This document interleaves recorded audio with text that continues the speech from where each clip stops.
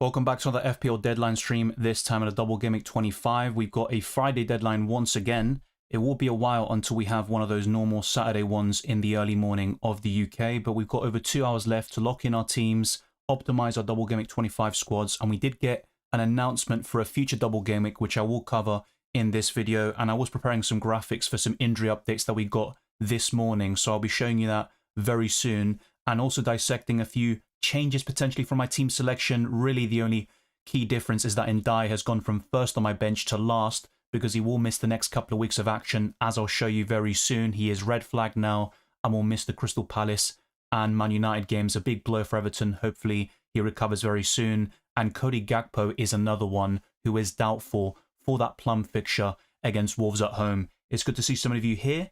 And yeah, with the kind of DJ stuff at the beginning, I'm not even sure what happened there because I did triple check, but it seems like something escaped. So it won't happen again. Don't worry. We live and learn, unless you're me. So Sam says, oh no, Gakpo out? It's a possibility. I mean, Arne Slot said he's doubtful. And ultimately, one of my reasons behind selling Gakpo last week was because I didn't really back him too much in the double game week. And he got 7 points in the end, winning a penalty against Bournemouth and did nothing else. But I also expected him to be benched in one of the next 4 games anyway in the Premier League. And with this injury concern, I think Gakpo will be benched against either Wolves or Aston Villa.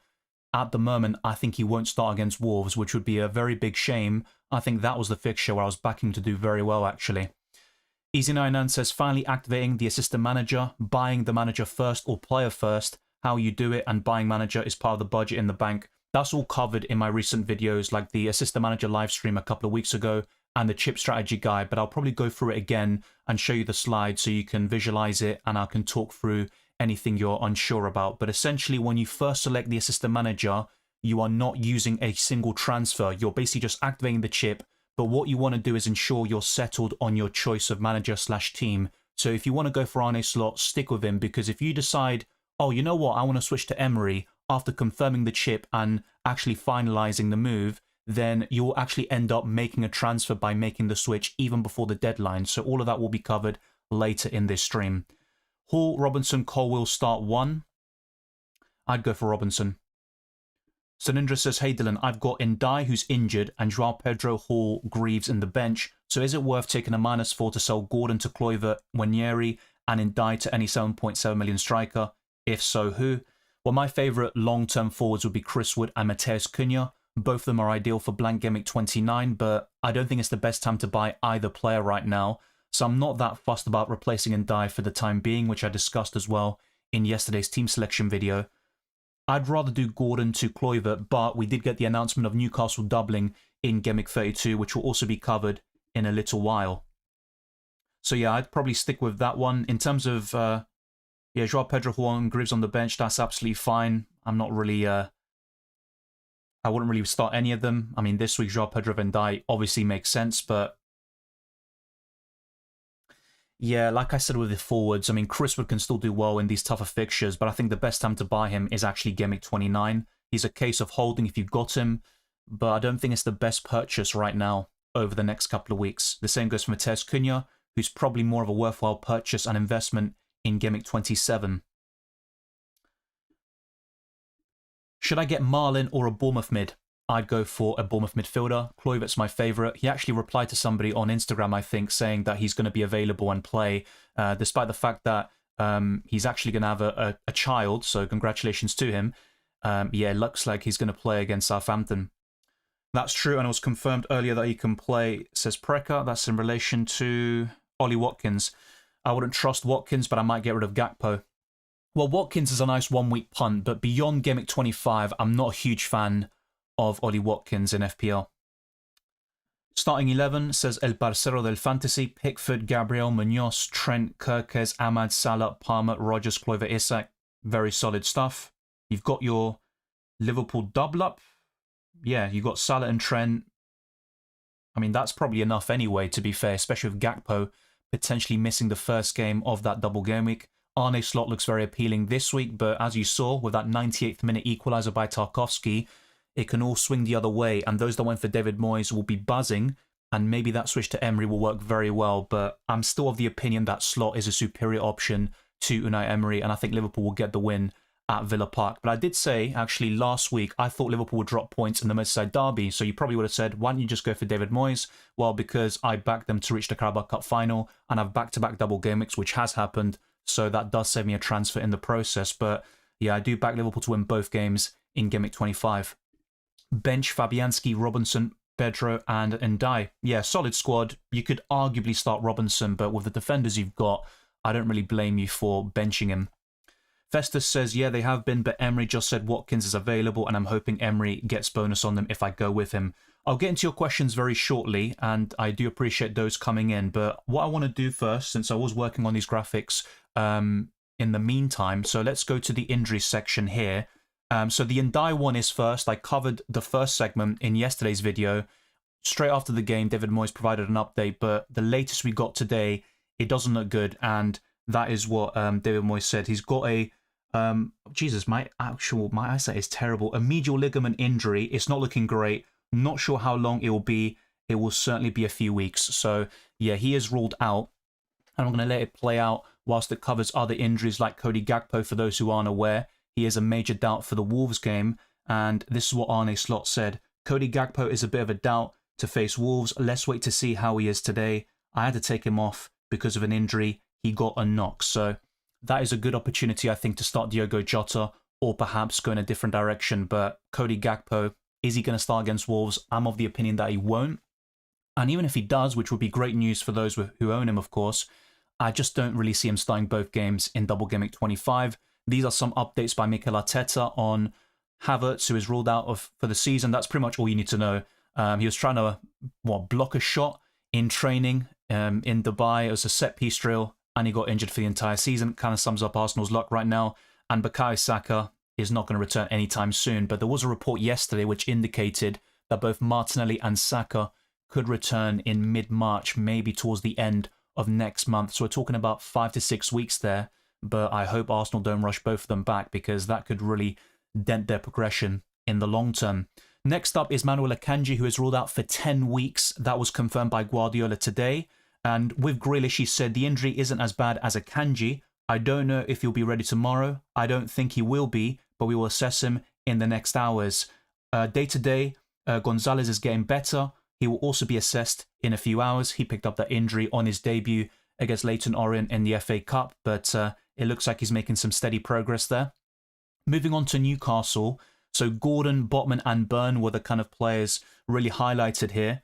And he said Anthony should be fine. He had a thigh problem, but he has responded well to treatment and has been training. I just sold Gordon to Morgan Rogers, of course. And we got the confirmation of Newcastle doubling, which will be shown on screen very soon. There's been good news on the scan for Sven Botman after his injury, and it is not long term. He will miss this weekend, but hopefully won't miss games in the next few weeks. For Dan, initially, it did not look positive. He's had a scan and it looks good. He is very close for the weekend. As for Joelinton, the hope is that he reaches the Carabao Cup final there against Liverpool. So we'll wait and see on future updates on Joelinton, which isn't really relevant FPL-wise in terms of him as a player, but I do think he makes everyone around him better assets, and I think Newcastle are a better team with him in the side. As for Harvey Barnes, Eddie Howe said, Harvey's not far away. He's done really well, and we're really pleased with how he's looked. He's another player that's close to being in contention. So some great news there for Newcastle, who need these players back for that Carabao Cup final. And Tottenham Hotspur have some welcome news for once this season. So with the Spurs defenders, it's not looking as good as the other updates I'll show you very soon, but he said, Ange Postecoglou stated, with Mickey van der Ven, we made a decision, and the catalyst with that is about looking beyond the injury, about how we can get him into good space. He is working with people on the mechanics of him. He's in a good space, training, and feels really good. His return is imminent, but we want to get it right. With Romero, it has been a healing issue, which he has stated multiple times over the last couple of months. The injury hasn't healed as quickly as we would have liked. We could have pushed him, but we are just waiting. Depending on what happens, his return could be imminent as well.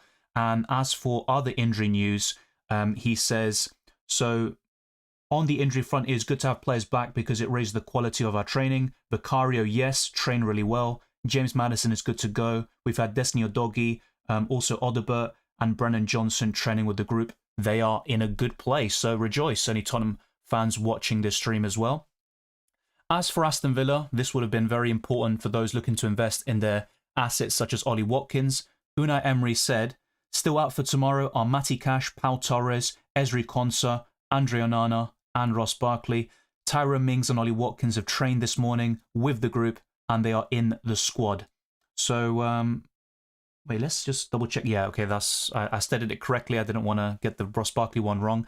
As for Crystal Palace team news from Oliver Glasner, he says there are no new issues and all three, Eze, Sarr and Nketiah, are back. All three have trained and are available for tomorrow. As for Man United, Ruben Amorim didn't give much away in terms of which players are a doubt, but he has raised some concerns there. It was all a good week until 2 days ago. We had some problems. We don't have players back. Maybe we'll have 1 or 2 issues, but we are waiting. We have one player also who is sick. So, yeah, if there are any United fans, a bit of a ominous update there by Ruben Amorim. And as I discussed in yesterday's team selection video with Arne Slot, he was sent off after the game against Everton, but it doesn't matter.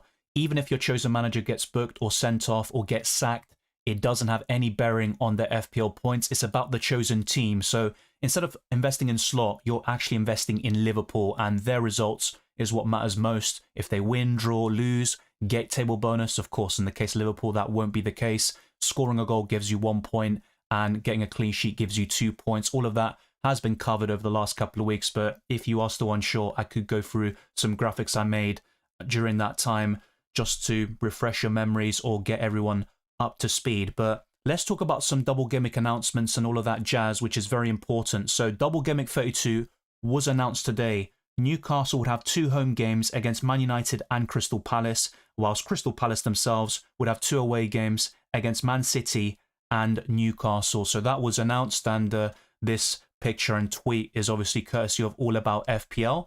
And let me show you now the blank Gameweek 34 kind of confirmation we got after the FA Cup results last weekend. So Chelsea versus Everton and Liverpool versus Spurs are 2 confirmed fixtures.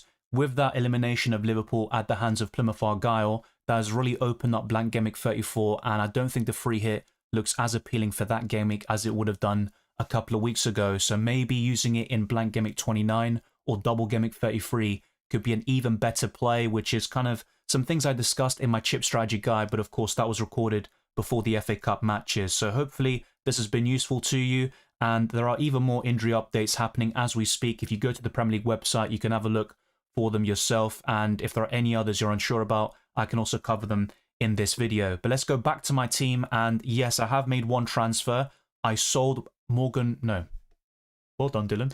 I sold Anthony Gordon for Morgan Rogers, so I've now got a triple up in Liverpool with Trent, Salah and Arne Slot, and Morgan Rogers has replaced Anthony Gordon, who will double in Gameweek 32 as just covered, and he has been cleared to play against Man City by Eddie Howe, which was also covered in the injury sections that I just mentioned right now. If Gakpo is a sell, should I buy him for Wood, Mateta or Vissa? My favourite long-term is Chris Wood, but it's just the timing of it. He's got some difficult fixtures before blank Gameweek 29, but if I want a set and forget option for most of the season, I'm going to pick Chris Wood. Hey mate, Verbruggen to Kepa or Jorgensen? I would avoid Jorgensen, and I'm not personally a big fan of Kepa. I'd rather cover Bournemouth defensively with Kerkez or Howson, but out of the 2, I'd rather go for Kepa Arrizabalaga. Planning to do Gakpo to Vissa, AM Slot or Emery? I prefer Slot.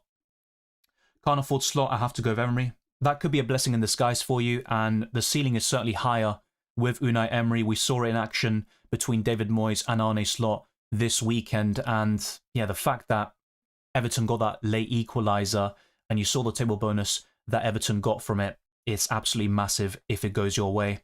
Bestie says Gordon or Diallo to Rodgers. I do like Anthony Gordon, but there's also a question of price and what you could do with future moves by having that increased budget.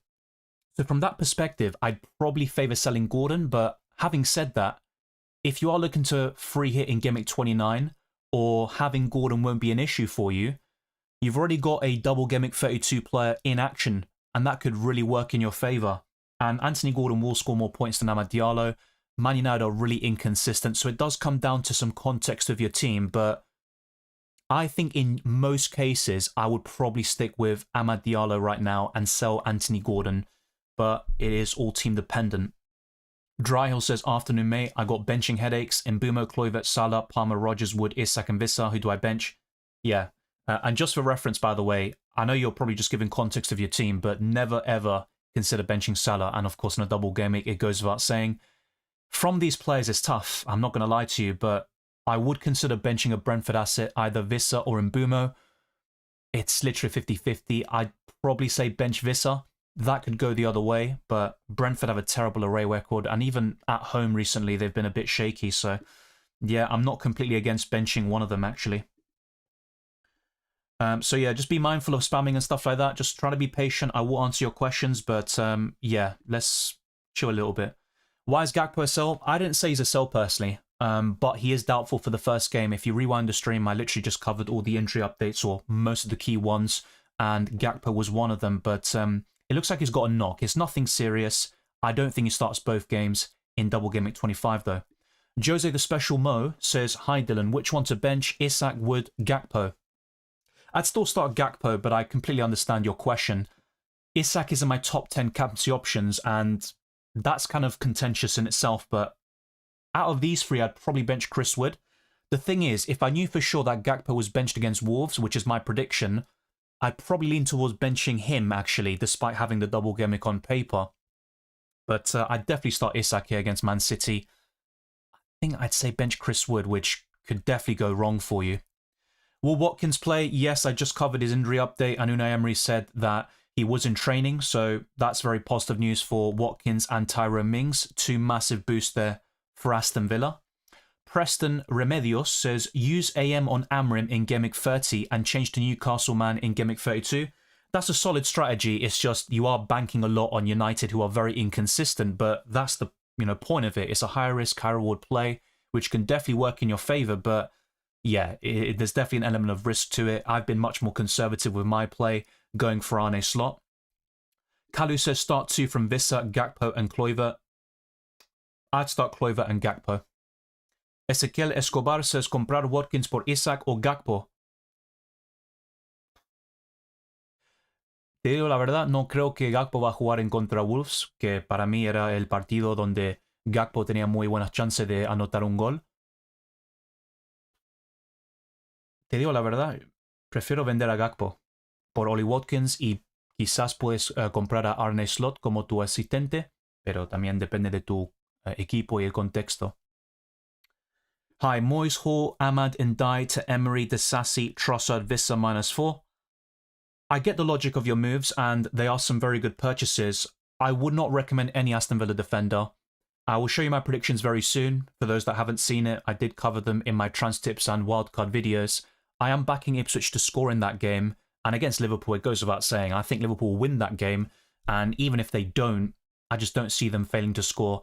Disasi at 4.2 million isn't a terrible pick, but yeah, I'm just not really on board with it. Emery, for those that can't go to Arne Slot and want to use the assistant manager this week, I think Emery is definitely a good option, and I would back him to get some points on the board. Trossard, I get it. Arsenal are down to the bare bones, but I also think that could be to Trossard's detriment because there will be no one to maybe cover for him or rotate and give him a rest. I think Arsenal players will get burnt out, especially in the forward line. Vissa, good long-term move. He has been disappointing recently, missing a lot of big chances. But yeah, Trossard and Disasi, I'd say no. Emery and Vissa are very good moves in the long term. And don't get me wrong, Trossard can do well against Leicester City and West Ham, but I'm just not really optimistic about the Gunners right now. Yeah, what about Watkins? He's in training. Rewind the stream and you can see it, and then you can go back to the live section and you can ask more questions, but it's all been covered. I'll go back to it at some stage, of course, since some people are tuning in late. Hey Dylan, what do you think about Marco Silva as assistant manager? Going for the table bonus, is it too punty? Now, I was actually considering it if Fulham doubled in Game Week 25, but because Spurs didn't reach the Carabao Cup final, there is no double, of course, for Spurs and Tottenham.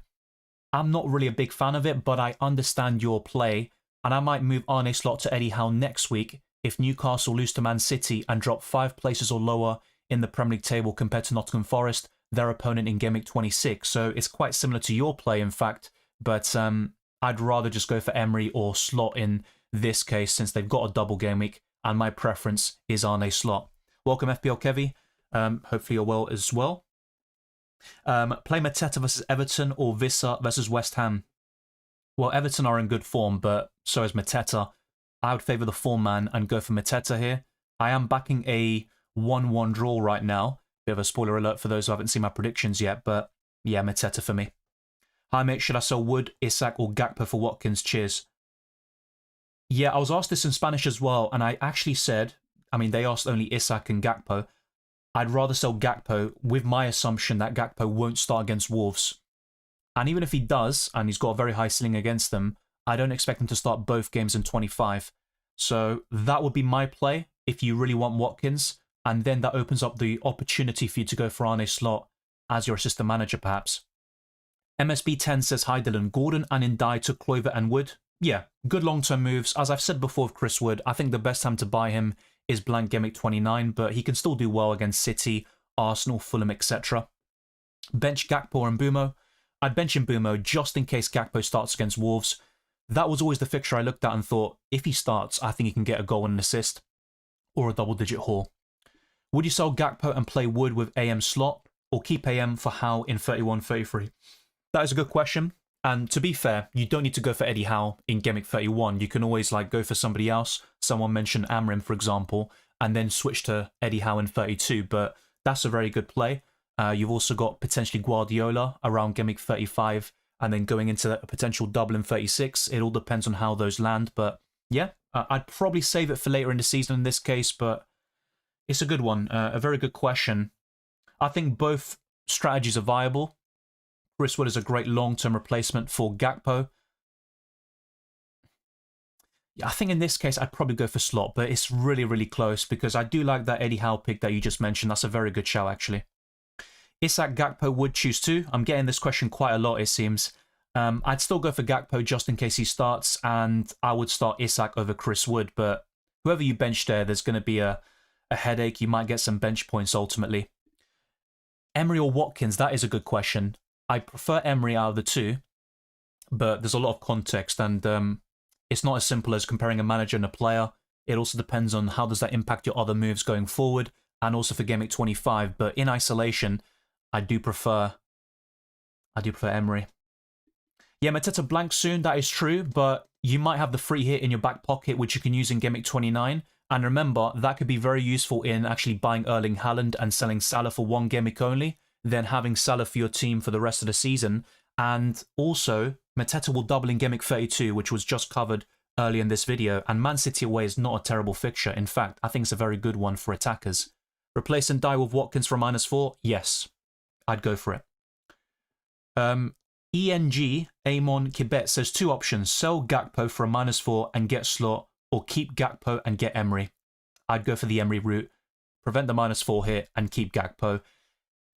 It's a close one though. I think Arne Slot could justify the hit, but I'd probably go for the table bonus and hope for the best there with Emery, and you prevent the hit, and Gakpo can still do well, even if he only gets one start. Thank you, Napstars, for the super chat. Massively appreciate. If we do get to our goal, then we will continue the stream for even longer, even when the deadline is gone. So higher, Ndiaye to Nkuku plus Gakpo to Watkins. I would not go for Nkuku personally. I know Jackson is out for a long period of time, so it's not a terrible shout to be fair, and maybe I'm kind of dismissing it and I shouldn't be, but yeah, Gakpo to Watkins I'm quite on board with actually, but I'm just a bit unsure about Nkuku, to be honest. There are some great fixtures coming soon, like Leicester and Southampton at home back-to-back, so that could work very well for you. If you are really bullish on Nkuku, go for it, but if you're asking me, I'm not really there yet. I'd rather invest in Chris Wood or Cunha long-term. Also Jean-Philippe Mateta, despite the blank in Gameweek 29. It all depends on the chip strategy as well, of course, but that would be my take. Nkuku, no. Gakpo to Watkins is risky, but I'd actually go for it. Have no money, so would have to sell either Trent or Isak to get Slot. Should I just wait for later potential doubles? I'd probably wait for later doubles, mate. You'd want Isak for the long term, especially with a double in Gameweek 32. You can always free him out in Gameweek 29 or just bench him. So, yeah, I just don't think that's worth it. Now, it's difficult to say because if you're backing Liverpool to win both games in 25 and to also beat Man City next week, then that will be a great use of the assistant manager chip, but you'll also get other opportunities later in the season. The reason why I was so bullish on playing the assistant manager last week is because you've got back-to-back double game weeks confirmed. If you go for David Moyes, you can then switch to Emery, and you've got 4 fixtures and 2 game weeks from the most powerful chip in the game. Or in the case of Arne Slot, back-to-back doubles, which I predicted and a lot of us did because we thought Liverpool would reach the Carabao Cup final, and that's why I was so insistent on doing it. AM clear of bench boost in my opinion, so doesn't it make sense to play bench boost in 36 now? Yeah, that is a good point, but with the bench boost, the ideal scenario is always to play it in the biggest double game week of the season, but we don't know definitively yet how big game week 33 and 36 will be as a double. So you might be right, and in the end 36 might be the biggest double anyway, and it works very well for you. You can bench boost in 36 and then assist the manager around game week 31 to 33. The GOAT says Mbumo or Ouattara Semenyo, who to buy? If I'm buying one now, it would be Semenyo for this week and also the next couple of fixtures for Bournemouth.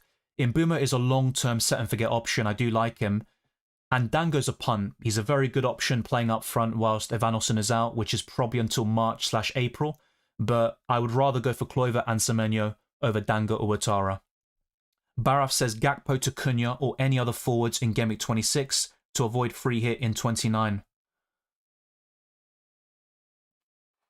I get it, but I wouldn't make that move this week. I think Cunha is a purchase around Game Week 27, or at least that's the best time on paper to buy him. And the same goes for Chris Wood, who's probably more of a buy in Game Week 29, actually. But yeah, you're on the right track. I think that sort of move will help you, but you don't need to do it right now, in my opinion. Start 2, Vissa, Isak, Wood. And who's the other one? He did say and. So if there is someone else, let me know. But from those you mentioned, I would go for Chris Wood and Isak. I have a feeling that Rashford will play up top because Emery favours Villa against Ipswich. Yeah, look, maybe Watkins doesn't start both games. That is a possibility. They don't need to rush him back and they can get the win against Ipswich, even with Watkins off the bench. But yeah, I still think if Watkins is fit enough, he'll start both games. And it won't be the scenario of Duran and Watkins earlier this season where they share minutes. One of them starts a game and then Duran comes in for the Champions League or the next league game. I don't see that being the case now. Marvy says bringing Gakpo for Ndiaye and Slot in or Emery and Rodgers. All right, so Gakpo and Slot or Emery and Rodgers. I mean, yeah, interesting one. I prefer the Slot route, but then buying Gakpo with the doubt he has now, I don't think he's a buy. I don't think Gakpo is a purchase at this moment in time, so it might have to be Emery and Rodgers for you, actually. If you're getting Cuckoo, who the hell for? He is a midfielder. Yeah, that is true. That is true, to be fair. He is out of position. That is a very good point. I trust you to always, how do I say this, crap on any Chelsea prospects, because you do hate them. But you make a very good point, I have to say. Antoine says, sell Aït-Nouri to Munoz and Gordon to Kirkes. I like those moves. Just bear in mind, Aït-Nouri is a great option for Game Week 29 when Wolves face Southampton. And if you want to navigate that without the free hit, you might want to buy Aït-Nouri at that stage, whilst Munoz will blank. So that will be the only concern with that move. But I do prefer Munoz. He's an upgrade for sure. Gordon to Kirkes. How do you even do that? You can't sell a midfielder to a defender. But ultimately, yeah, I prefer Kirkes over Gordon right now for sure. Start Bruno or Isak? Isak. And start Nico Williams or Robinson? Robinson.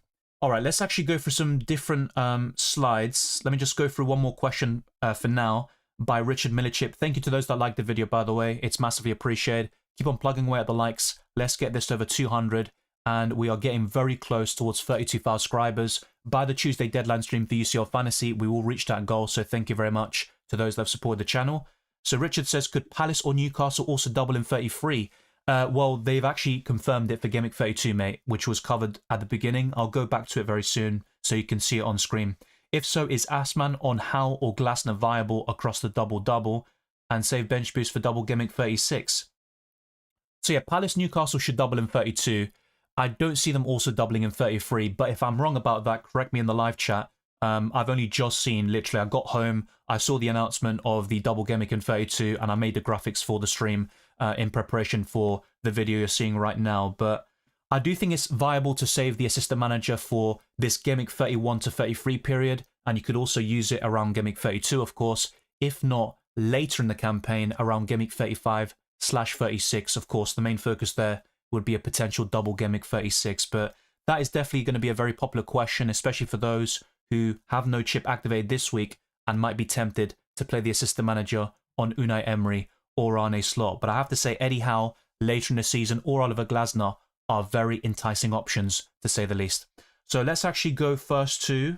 I've got so many different screens that I want to show you. So let's go through the traditional ones first, which includes... Actually, first I want to show you the FPL League. So right now, we do have Callum... I don't want to get your name wrong, Jesus, because my eyesight is terrible. So Arnie the Slot is the team name. So congratulations. I think this is Callum Jr., by the way, on YouTube, a Liverpool fan. So 136 points in Game Week 24. Fair play to you. And you went for David Moyes, so that would have been a weird sensation for you. FPL glory, but also a bit of pain for your team, but you're still going to win the league. Don't worry, mate. So well done. I mean, you're sitting, what, 15th, 10th in the world? 15th. I mean, that's incredible. So yeah, if you haven't joined the league already, there is a link in the description below, and the code is pretty much always visible across my live streams and videos. So big shout out to those in the league, including Callum Jr., who is top at the moment. He is flying, but so is everyone else in this top 17 list that you see on screen. But let's also show you the FDR, the updated version. Bournemouth are now top, with Liverpool, Crystal Palace, Brighton, and Arsenal in the top 5. As for those near the bottom, Ipswich Town, Leicester City, Everton, Newcastle, and Nottingham Forest. In terms of predicted points, which I did show you in my team selection video, for my players anyway, Salah is top, what a surprise, with 15.8 predicted points now. It has gone up yet again. Trent, Diaz, Watkins, and Alisson complete the top 5, so Gakpo has plummeted down these rankings. Szoboszlai, Rodgers, Van Dijk, Konate, and Tielemans complete the top 10, so it is dominated by Liverpool and Aston Villa players with their double game week in 25. As for managers, if you were to activate the chip this week, so between game week 25 and 27, Arne Slot is top with 27.8 predicted points. Unai Emery is second with 25. Mikel Arteta has 23.5. Ursula has 22.8. And you got Marco Silva completing the top 5. If he gets table bonus against Forest, that would be a massive result there for those that go in that direction. Someone did mention it in the live chat earlier. But let me show you the bottom managers, and feel free to pause if you don't want to miss any of these. Let me just make this a bit smoother for you, so you can pause with good clarity and pixel quality. You're probably thinking I'm absolutely waffling there, which you might be right, to be fair. So let's go to the bottom managers here. Let's see the bottom 5. And to be fair, Vitor Pereira was bottom for Game Week 24, and he ended up scoring, what, the second most points behind David Moyes. It's incredible. So let's see. David Moyes is right down there at the bottom. Nuno is actually 20th, and he might have been last week, actually, and Vitor Pereira was 19th. And we've got David Moyes, Howe, Van Nistelrooy, and McKenna in the bottom 5. Let's see how accurate Fantasy Football Hub are here as well. As for price changes, Rodgers has to go up in price tonight, and I did buy him yesterday. Rashford, Gakpo, and Howson are also projected to have a price increase. And as for price falls, we've got so many. Amad Diallo, Idrissa Gana Gueye, Lewis Hall, Savinho, Lindstrom, Baleba, Young, Cher, Son, Gabriel Jesus, Sanchez, Pedro Porro, Solanke, Makatir, Mavadidi, Soler, Hudson-Odoi, and we could have a few more, actually, from now until 1:30 AM UK time, I believe it is. I also wanted to show you a stats comparison of 2 of the best strikers in the Premier League, and one move people are considering is Isak to Ollie Watkins, and with Watkins training today, it looks very positive for those investing in the England striker. But both of them have 5 assists for the season. Isak has played fewer minutes. Well, I need to double check that, but he has had fewer appearances actually, and 17 goals compared to Watkins' 10. And in terms of shots, identical. Even shots on target, shots in the box, only 4 separating them in Watkins' favour. And XG, Isak has higher with 13.93. Big chances though, Watkins has 28 compared to Isak's 24. And then 10 big chance created for the Swede, and Watkins has 5. But both of them offer a bit of creativity and very good goal scoring numbers. Watkins isn't really reaching the heights of last season, but is still a very solid campaign from him. And if he can stay injury free, I think is a brilliant option, especially for double game week 25. But would I sell Isak to Watkins? My answer would be no. So the last thing I want to show you, and I did cover this briefly in my team selection video is how my team could look like for Game Week 26. I am considering Arne Slot to Eddie Howe if Newcastle lose to Man City or just drop 5 places below Forest in the Premier League table, because I do back Newcastle there to potentially get a victory and kind of go all out for the table bonus for that last game week of the assistant manager. For me personally, it's only active for 3 game weeks, and Arne Slot had those back-to-back doubles. We'll see how he does in 25. And without making any other moves, I could have this sort of starting 11. Unfortunately, Ndiaye would have to be last. He's going to be out for game week 26 as well.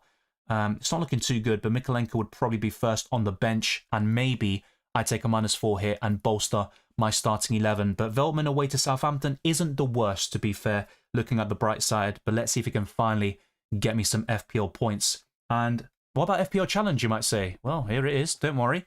I actually got more points in FPL Challenge than I did for FPL, which is quite impressive considering I got 130 in FPL and 149 in this game mode. Unai Emery is my manager for this. I've also gone for Ollie Watkins, who should no longer be yellow flagged. Let's refresh the page. There we go. It's updated. I would need to get rid of Cody Gakpo potentially though.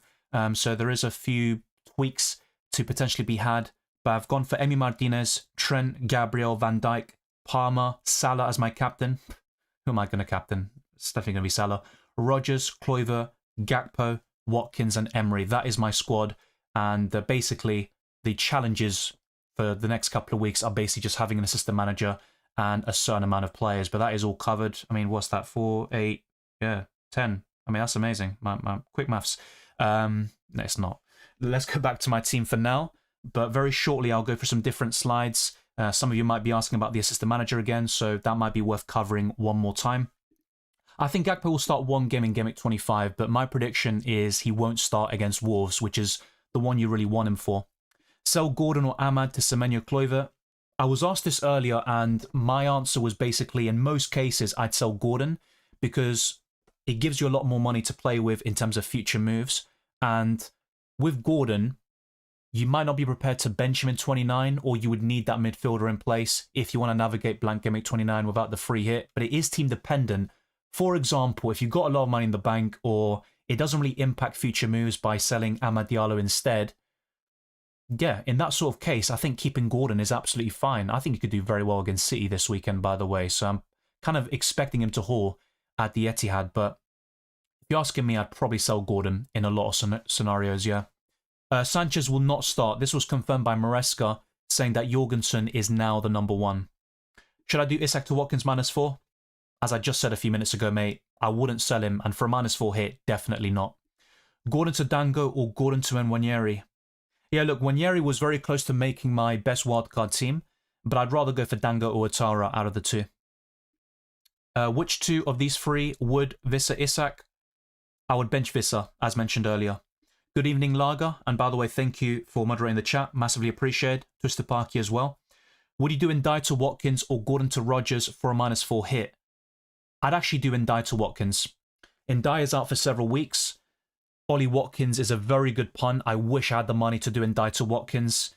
Even for a hit, I'd do it myself. So you could even ask me, well, could I just not go from Gordon to Rodgers as well? Yeah, I would even do it for a hit potentially, but if I had to pick one move, I would favour Watkins in your case. Data says triple captain Salah or hold for later. I'd do it now. I was very bullish on the assistant manager last week, but I still thought the triple captaincy could be very good. But of course, no one expected 29 points. But yeah, this double actually looks better on paper for Salah than Bournemouth and Everton away did. But he's been remarkable this season, so that's not really a big issue. You could also triple captain him in 28 against Southampton at home, or in another double game week for Isak, for example, in 32. But I'd probably triple captain Salah now, especially if you're set on not using the assistant manager. You can't use both of them at the same time. Basuno04 says, hey Dylan, Gakpo and Iwobi to Cunha and Kluivert for a -4. I'd be benching Cunha. Yeah, I get that. Cunha is a nice placeholder for Game Week 29. Decent fixtures beforehand. Yeah, that's pretty decent. It's not ideal to do it for a hit. What I would say is if you could afford Iwobi to Kluivert for free, just do that. And you can start Gakpo this week, and then you can always sell him to Cunha for free in a couple of weeks' time. But I'm guessing you need those extra funds. I think Gakpo is more of a keep than a sell, but I understand why people are pulling the trigger. And if it's me personally, if I can sell him to Watkins for free, I'd do it. I'm 0.3 million off being able to go from Ndiaye to Watkins. I haven't checked that myself, actually, but I'm fairly sure I'm way off it because of Arne's slot. So Ndiaye out, I've got 2.1 million in the bank. Yeah, I'm nowhere near it, to be fair, so not too shabby. I could sell Isak to Watkins, which I'll probably put a poll out very soon, but I just don't think it's worth it. I'd want to buy Alexander Isak back as soon as possible. So yeah, keep your questions rolling. They will be answered in due course, but what I want to do as well is cover some more slides. I love my slides nowadays. I don't know why. It's an addiction, maybe. Kluivert is on pens, isn't he? Yes, he is. He scored a hat-trick of penalties against Wolves not so long ago. Then Semenyo second. Yeah, Semenyo took the penalty against Everton in the FA Cup because Kluivert wasn't there, but that was a great run-up by Semenyo. There was essentially none. He just went for it, but Kluivert is the first choice penalty taker by far. Yeah, I've got Semenyo myself, so I'm less keen on buying Kluivert, but having both of them is absolutely fine. If I'm recommending to people, want to buy, I would favour Kluivert because he's on penalties, and recently he's getting 90 minutes or close to it on a lot of occasions, and he's kind of matching Semenyo in terms of open play threat in recent matches, but both of them are brilliant options. Semenyo has the shot volume, and Kluivert has the penalties. I don't think you can go wrong, but Semenyo has been a big troll for me. Hopefully he can finally deliver whilst in my starting 11. It's not too much to ask for, is it? Probably is. So let's go to some different screens. Let's go to predictions, and I will show this later on as well. So I've made a few alterations. So Brighton 1, Chelsea 1. I'm going to keep that. And by the way, I said Brighton 1, Forest 1 last week, and look how that turned out. Leicester 0, Arsenal 1. Aston Villa 3, Ipswich 1. So basically, I've changed Arsenal scoring 2 to 1 because of that Kai Havertz news. I've lost a lot of faith in Arsenal's season, but hopefully they can prove me wrong. Fulham 1, Forest 2. This is one of the most difficult games to predict for me. It could be a Fulham win, a draw, but I'm going for Forest to get revenge after Fulham got that 1-0 win at the City Ground earlier this season. Man City 3, Newcastle 2. I think I'm going to stick with this one. Southampton 1, Bournemouth 3. I originally put 4, but I'm going to go for a 3-1 win here in this sort of local derby. West Ham 2, Brentford 1. Crystal Palace 1, Everton 1. Liverpool 3, Wolves 0. Tottenham Hotspur 2, Man United 2. Aston Villa 1, Liverpool 2. So basically the only changes I've made are the Bournemouth and Arsenal games. Everything else is pretty much the exact same as what I discussed beforehand. And actually, you know what? Let's go through the whole yada yada yada. So these are the predictions I just showed you, but I also want to go for a few different slides which have also been covered in recent videos and podcasts. So for those who haven't seen it, next up here is a team weaknesses map. So with Southampton under Juric, so since Game Week 18, they have conceded most of their chances and shots in central areas, so between the penalty spot and the edge of the box, which is exactly where Kluivert has had the majority of his shots this season. He likes to cut in and have these shots, or just take penalties basically, but Justin Kluivert looks well poised for a return against Southampton. That's only one element of things, of course, but I'd be shocked if the likes of Kluivert and Semenyo both blanked this weekend against Southampton. That's the way I look at it. Let me know who you're backing to do well in Game Week 25. As for the clean sheet and over 2 goals odds, Liverpool are top, understandably, but Arsenal are actually second, technically speaking. You could say Aston Villa are second, to be fair, with the other percentages added in as well. But for Arsenal to have a 78% chance of a clean sheet, according to DraftHound, is ridiculous, considering they have a single game week. And yeah, I'm just not too optimistic about their chances right now, even against Leicester. But we'll see how that pans out. Wolves are bottom of this list, facing Liverpool away, and Leicester are second last, facing Arsenal at home. Bournemouth, Man City and Chelsea complete the top 6 for this week, but the captaincy rankings have seen an update. I have made a switch between 2nd and 4th place because of the changes we've seen in terms of the injury status. So a couple of days ago, it was Trent Alexander-Arnold who was flagged, and now it's going to be Cody Gakpo. So I've put Trent up to 2nd, Watkins remains 3rd, and Gakpo has gone down to 4th, but he could easily fall down these rankings as well. Palmer is 5th, Rodgers, Van Dijk, Kluivert, Semenyo and Isak complete the top 10, but you might also point towards other double game week assets like Luis Diaz, maybe Marcus Rashford, for example, but that's what I've gone for in terms of the top 10 captaincy rankings for now. Hopefully, we see a lot more variance and different teams covered in future videos and game weeks. But that pretty much sums up for this, and that is pretty much it. The last thing I think we should probably talk about is chip strategies, because I was asked by Easy99 earlier.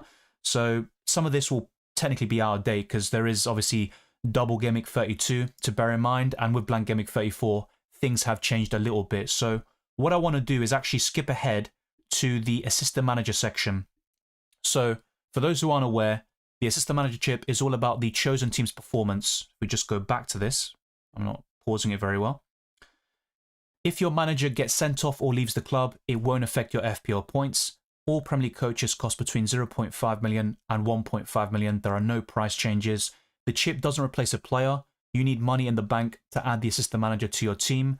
Once activated, the Assistant Manager will last 3 game weeks, and you cannot use any other chips in that time frame. You get your money back to invest in your 50-man squad after the 3 game weeks have concluded.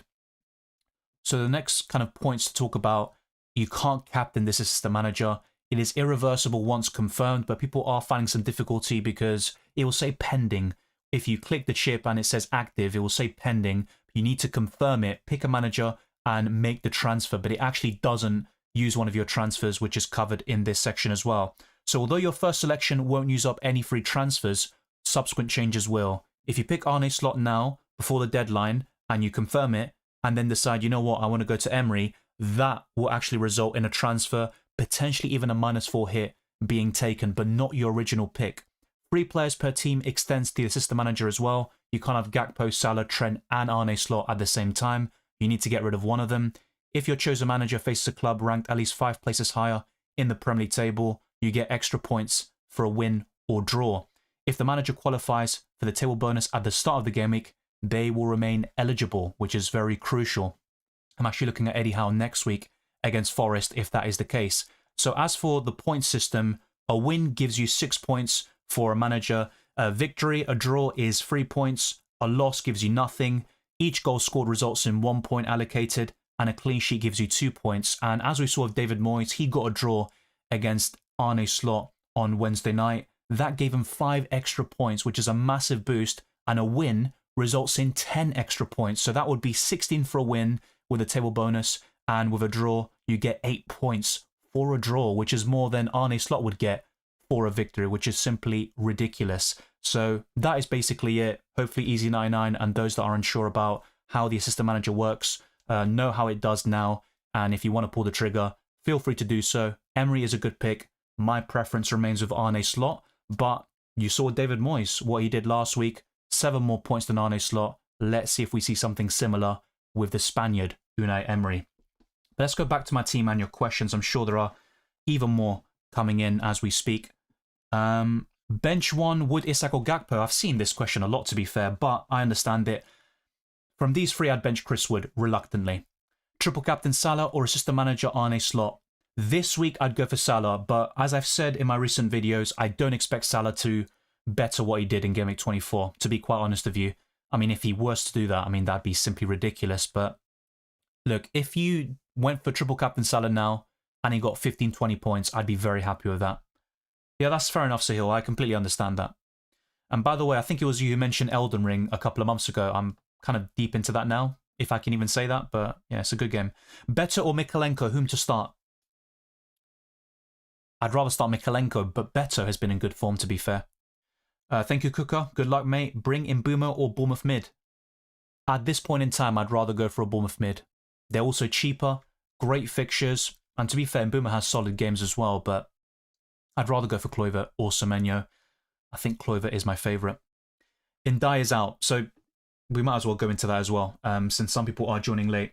So I made some graphics just before starting, and of course, the first picture you see was actually mentioned and shown yesterday. It was the quote by David Moyes straight after the Merseyside derby, but today, so around 10 a.m, Moyes said the following. So he's got a medial ligament injury. It's not looking great. Not sure how long it will be.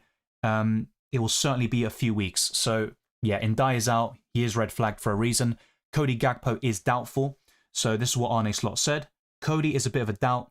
Let's wait to see how he is today. I had to take him off because of an injury. He got a knock. So it's not serious, but he could be rested or at least benched against Wolves. As for Arsenal, with Kai Havertz, he's ruled out for the season. And with Bukayo Saka, the reports yesterday indicate he could return by mid to late March. The same goes for Gabriel Martinelli. Arsenal are down to the bare bones. A front three of Sterling, Nwaneri, and Trossard is very bleak when you consider there's no one behind them to help them rotate. Only youngsters like Sago Jr. Next up is Akanji, who is ruled out for 10 weeks. And Jack Grealish, his injury isn't as serious, which is mentioned there. Feel free to pause and read the quotes yourself. It's also on the Premier League website. But yeah, Grealish is a doubt, and Gonzalez is getting better, which is great news for Manchester City. As for Eddie Howe, he provided some positive updates. Anthony Gordon is fine and is available against Manchester City. Botman will miss this weekend, but should be back fairly soon.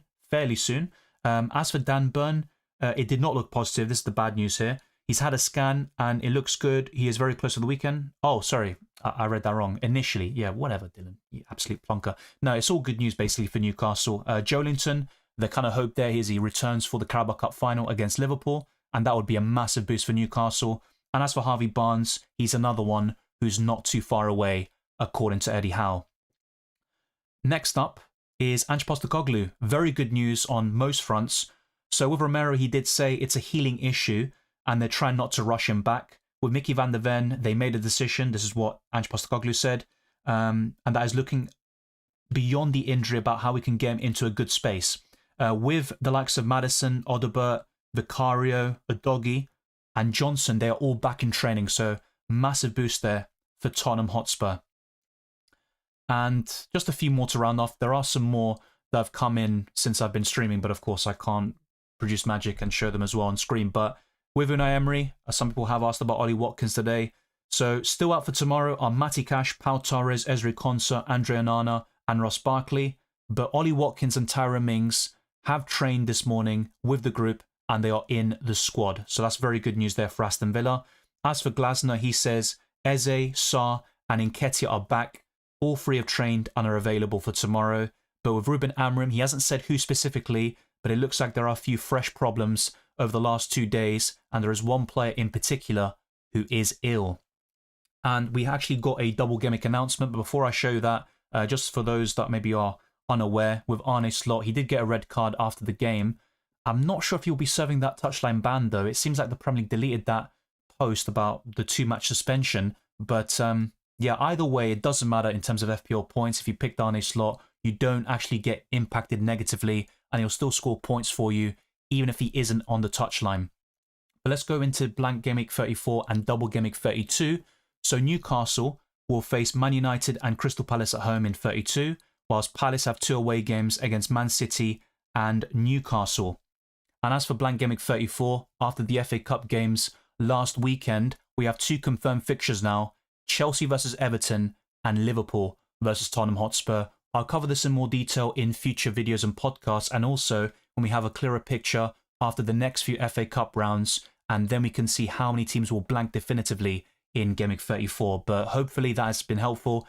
Be sure to pause, feel free to rewind, all of that stuff, so you've got the full picture as well and can fully understand what you've just seen. A lot of FPL managers want Asman to be ripped after Arne Slot red card situation applies to the assistant manager. To be fair though, it was stated from the beginning. It's not something they said in retrospect, oh, they won't be punished. So it's something that has always been there. But look, even as an Arne Slot owner, I do think it would be funny if assistant managers also got booked. I mean, if players can lose points for it, why not managers as well, who are now a part of the game? Bench 1, Wood, Vissa or Mbumo? Probably Vissa there, Dylan. Would you sell Gakpo to buy Slot? Yeah, this week I probably would. I don't think he starts against Wolves. I could be wrong about that, and if I am wrong, and Gakpo starts against Wolves, that is a brilliant fixture where, especially at home where Gakpo does very well, I could see him producing a massive haul, but I don't think he starts. Is it crazy to captain Rodgers? No. He's actually 6th in my rankings, which I showed you earlier. Only Salah, Gakpo if he starts, Trent, Palmer, and Watkins are above him in my rankings. Yeah, Gakpo wasn't seen in training today. Thank you for that update as well. Yeah, it doesn't look too good for him, but either way, Liverpool can rest him against Wolves, still get the job done, and he's back for that big game against Aston Villa. have been watching when the stream didn't even start. Yeah, like I said, just put your question in, but try not to spam. I do try my best, all right? I'm not trying to blatantly ignore you. Calm down. Israaf says, hi, Dylan. Who should I replace Ndiaye with? 6.1 million in the bank, or should I roll and just bench? It's kind of difficult at this price, to be fair. I think this is my favorite, but having said that, isn't he a bit above that price threshold now? Let me just double check that very quickly for you. This, yeah, 6.3. What am I talking about, man? Yeah, that's what I mean. In that case, I don't think you need to rush and die.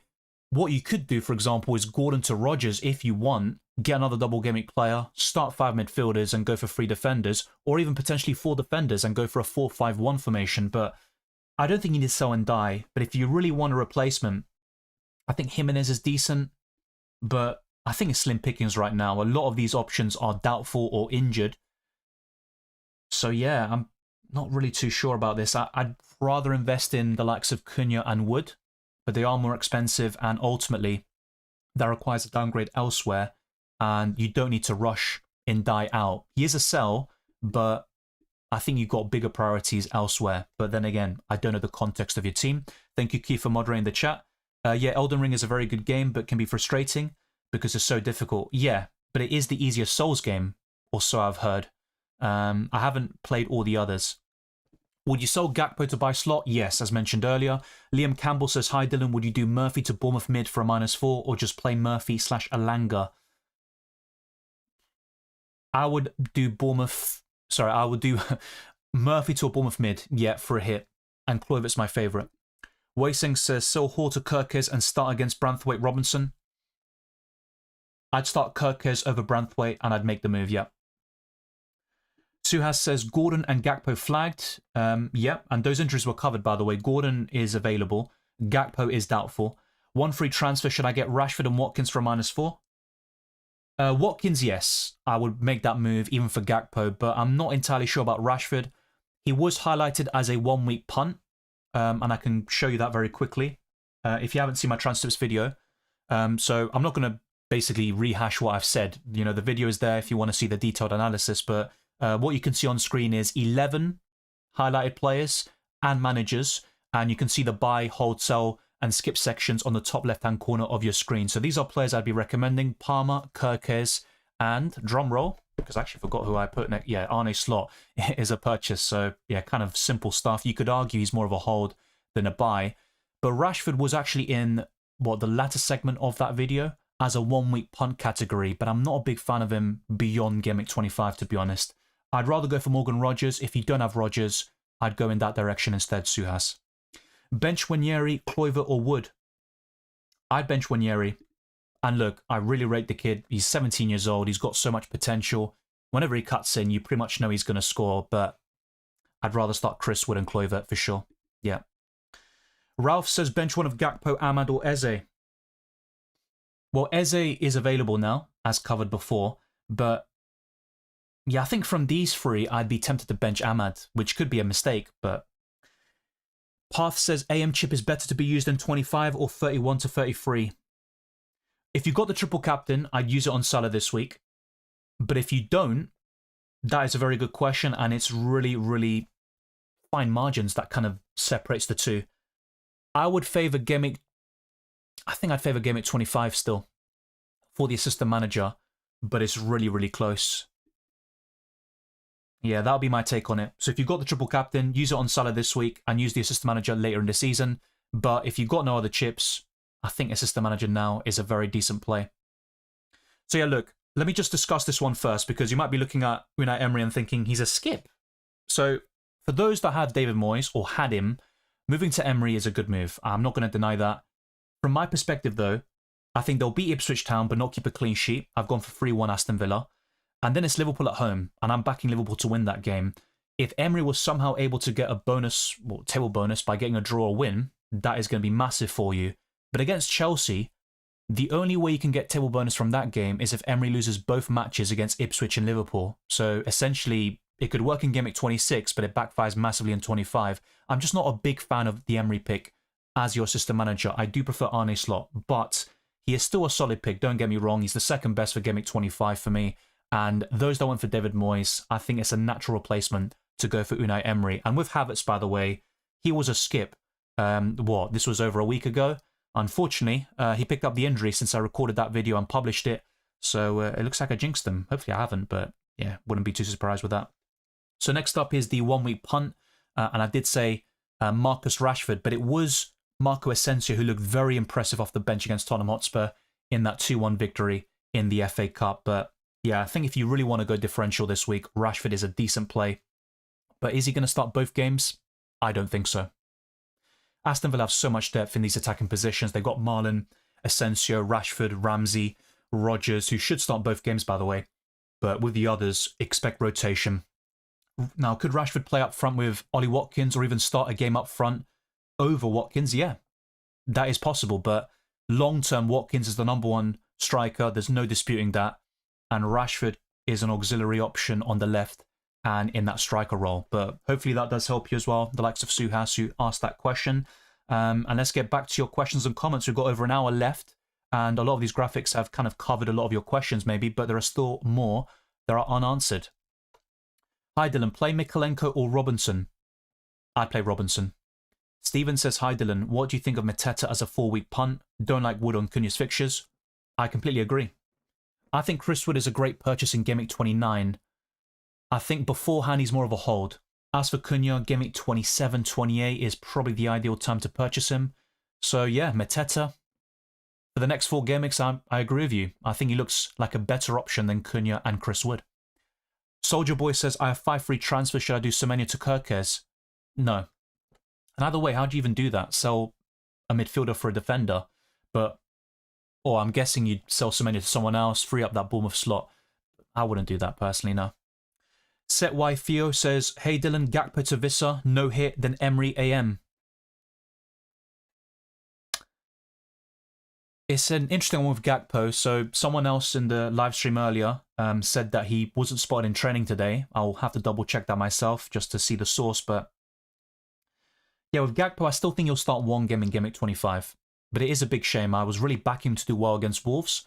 So I'm a bit fortunate because I did sell him last week. Ultimately, I'd say yes to what you're saying, but I'm still a bit uneasy about selling Cody Gakpo. So Pekka says, Gordon can play. It was confirmed earlier. Gakpo wasn't seen in practice today, so he might lose the first game. Yeah, that's a good summary. And feel free to rewind for those that haven't seen the injury section, because I did cover a lot of the key updates in the graphics earlier. Bench Milenkovic or Mikalenko? I'd rather bench, I think, Milenkovic here.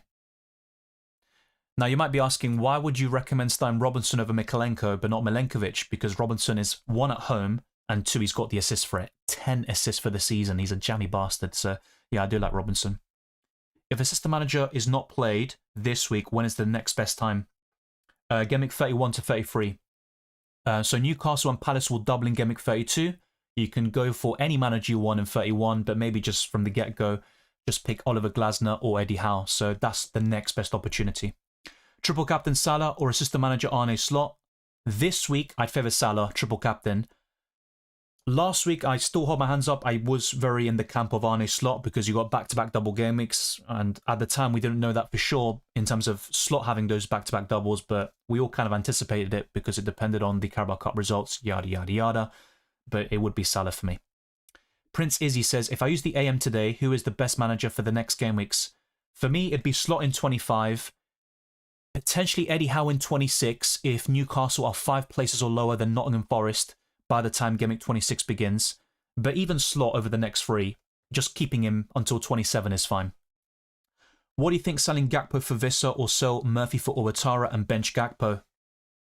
Nah, if I'm keeping Gakpo, I'd be starting him in most cases. But I do like Murphy to Ouattara. I do like that move, but my favourite Bournemouth midfielder is Kluivert, followed by Semenyo. That'd be my take on it personally, mate. But yeah, it's a good question you're posing, and I completely get it. I think I'd go for Dango Ouattara. Bench Sells or Pickford? I'd bench Sells. P. Marsh says, Moyes to Emery for free and start one of Gakpo and Mbeumo, or Gakpo to Cunha, Moyes to Slot for -4 and then start Mbeumo. Difficult one. Yeah, the -4 option is still very enticing, but you're also buying Cunha, who's a great option long-term, but not for Gameweek 25. I'd stick to the Emery route here. Twan says Gordon to Kluivert and Ndiaye to Watkins for a -4, or just do one transfer. Let me just get my live chat working again because it's bugging out for me. Or just do one transfer and play Robinson Mikalenko for free. I take the -4 hit. And look, I honestly don't mind starting Robinson or Mikalenko, especially in the case of Robinson, but yeah, I take the -4 hit. That looks really impressive. Yeah, the next best time, oh sorry, the best time, that's a different question. Well, it's different windows, and it's also team dependent. I'm not sitting on the fence. Trust me, I don't have splinters in my ass, I promise. But, oh, jeez, what am I doing? You absolute plonker, Dylan. Maybe I do have splinters in my ass. But basically, that's never happened before. Never again. Gameweek 25 is a great opportunity to play it. Also, Gameweek 31 to 33, because Newcastle and Palace will double in 32. And then you've got that potential double Gameweek in 36, so maybe Guardiola by that stage looks very enticing. You play around Gameweek 35 or 36. It also depends on when you want to use your other chips, and I don't know how many chips you've got available, so that also plays a factor in terms of when I think is the best time to use it in your case. But I think those 3 windows are the best time to use the Assistant Manager. Thank you for the super chat, by the way. Let me get that up. Apologies for the DJ bullshit at the beginning, and also the light. I just literally nearly killed my light. What am I doing? Free Ronin says, hi Dylan, transfer out Konsa, looks like an orange flag, or just playing Aina on my bench? Yeah, I transfer out Konsa, and I've never been bullish on Aston Villa defenders. My favourite was Konsa, but yeah, that's very unfortunate for you. Oof. Yeah, Aina's not a terrible guy to put in. I mean, he's the highest scoring defender in the game for now, but I'm just wondering who you could buy. Maybe Kirkes or Howson? If you're able to buy one of them, mate, I'd highly recommend buying a Bournemouth defender. I think in terms of value, Howson is the better one, and he's actually got more bonus points than Kirkes this season. What is the idea of Ndiaye? Well, I did cover his injury update. He is going to be out for weeks, basically. Yeah, Watkins will play. He's been in training. Will he start both games? I think he will, but it isn't a guarantee. But it's good news on Ollie Watkins. He's no longer yellow flagged. Let me go back to my team, by the way. So this is the transfer section. So yeah, 2.1 million in the bank. If I wanted to make another move, I'm not going to buy another Villa player. Nah, I don't think so. I mean, if I had enough money in Ndiaye to Watkins, even for a hit, I'd do it. I'm not going to lie to you. It would be done. And let me just refresh this, by the way, since things have changed since then. But yeah, it looks like I'm going to stick with my team. So basically, Rodgers in for Gordon, and that's basically it. Triple up in Liverpool, and Bob's your uncle. So my team at the moment is Sells in goal, Trent, Robinson and Mikalenko as my backline, Salah, Mbeumo, Palmer, Semenyo and Rodgers. Finally, Semenyo in my starting 11. And then Chris Wood and Isak up front. My bench has Valdimarsson, Colwill, Veltman and Ndiaye. Arne Slot is my assistant manager. Decent return in Gameweek 24, but overshadowed, of course, by the legendary David Moyes. Bench Gakpo or Mbeumo? I bench Mbeumo. Come on, Dylan, go for Beto. Nah. The time was to do it last week. I'll be honest, I'm just not really... Is it really worth a -4 hit going to Beto? And then I'd have to bench somebody, by the way. I'd have to bench one of Isak, Chris Wood, Semenyo, Palmer, Salah, Mbeumo, Rodgers. Not happening. So maybe you're right. Beto's a good purchase. He might be the best budget forward right now, but I'm not going to buy him for a hit. No chance. So yeah, thank you to those that liked the video. Let's get this up to 200 plus. That'd be greatly appreciated. And let's also get to our super chat goal. Check the links in the description below for my X, the Twitter, Instagram, Blue Sky, the Discord server, FPL League, Spotify, and there's also my Patreon and the championships by clicking the join button on YouTube or going to patreon.com/DylanRCM for early access to my videos, amongst many other perks. And by the way, happy Valentine's Day if you do celebrate. Gay or Trent? Trent. Come on, that's not even a question, is it? Hi Dylan, which one to start with, Trent and Gabriel, Robinson, Howson or Munoz? That's a very close one, but my favourite is Howson. Bench 1, Vissa, Mbumo, Wood, or Dango Ouattara? Yeah, it has to be a Brentford player. Probably Vissa. Will Konsa play? He's doubtful. I'm not sure if he's going to play. He's still out, I think, for the first game, but he could be available for the second. I'd be looking to sell him. I prefer Kluivert Ali over Semenyo, but I think the penalties is the main factor that separates them. They're both good options, and Dango as well as a differential playing up front whilst Evanescent is injured, but my favourite is Kluivert. Omar says start 2 of Isak, Mateta and Gakpo. Take one out for Watkins. I'd start Isak and Gakpo, but Mateta's in brilliant form. He really is. Yeah, I think I'd probably keep things as they are. Because even if you do Gakpo to Watkins for a hit, which I actually don't really mind too much, you still have to bench Mateta anyway?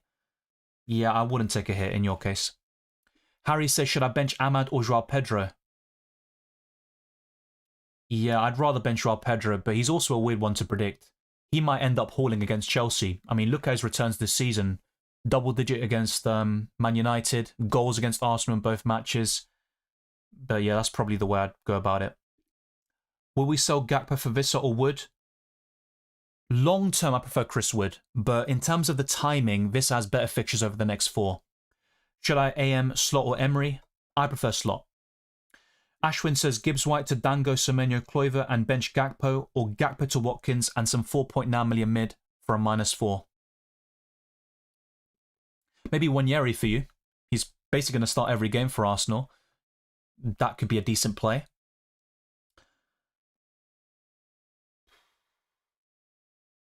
Yeah, I'd stick with the Southampton asset. So I'd go for Kluivert, personally, but the others are fine. And if you really want to, I'd bench Gakpo, but that could backfire. Just have to say that. Pickford or sells? Pickford this week. Play Fabianski or sells? Sells. Yeah, I made one transfer as covered in my team selection and throughout this video. I sold Gordon for Rodgers. Very boring template. Rodgers has 8 yellow cards, 2 more before Villa have played their 32nd league game, and he will serve a 2-game suspension. I would start Isak over Vissa. Isak is in my top 10 captaincy options, which I did highlight before. Vissa is nowhere near that. I could be wrong, but I'd start Isak. Is it worth a -8? Isak and Moyes to Emery and Watkins? I wouldn't take a -8 for that. Moyes to Emery for a -4 hit, and I'd keep Isak. What's my plan for Ndiaye? Keep him. At some stage, I could look to sell him. I'm not going to rule that out, but yeah. I think the best thing for me to do is wait until my assistant manager chip is over. That will give me the 1.5 million from slot back into my my funds. So I've currently got 2.1 million in the bank. That will give me 3.6, and I can easily buy anyone I want. I'd probably go for someone like Cunha, especially if I decide to navigate blank Gameweek 29, without the free hit. Bloody hell. Kluivert or Ouattara, which is better for this game in long term? I prefer Kluivert. I've been very consistent on that. Danny says, Ndiaye to Vissa and bench one of Robinson or Munoz. Yeah, Ndiaye to Vissa is a good transfer. I'm not against that. And there are plenty of budget forwards who are doing well. Beto's one of them. Raul Jimenez is decent. And you've got many more where that came from. But I'll be honest, mate. If you haven't made the transfer already, I wouldn't mind starting Robinson and Munoz and just benching Ndiaye for now. I think that could actually outscore Vissa this week.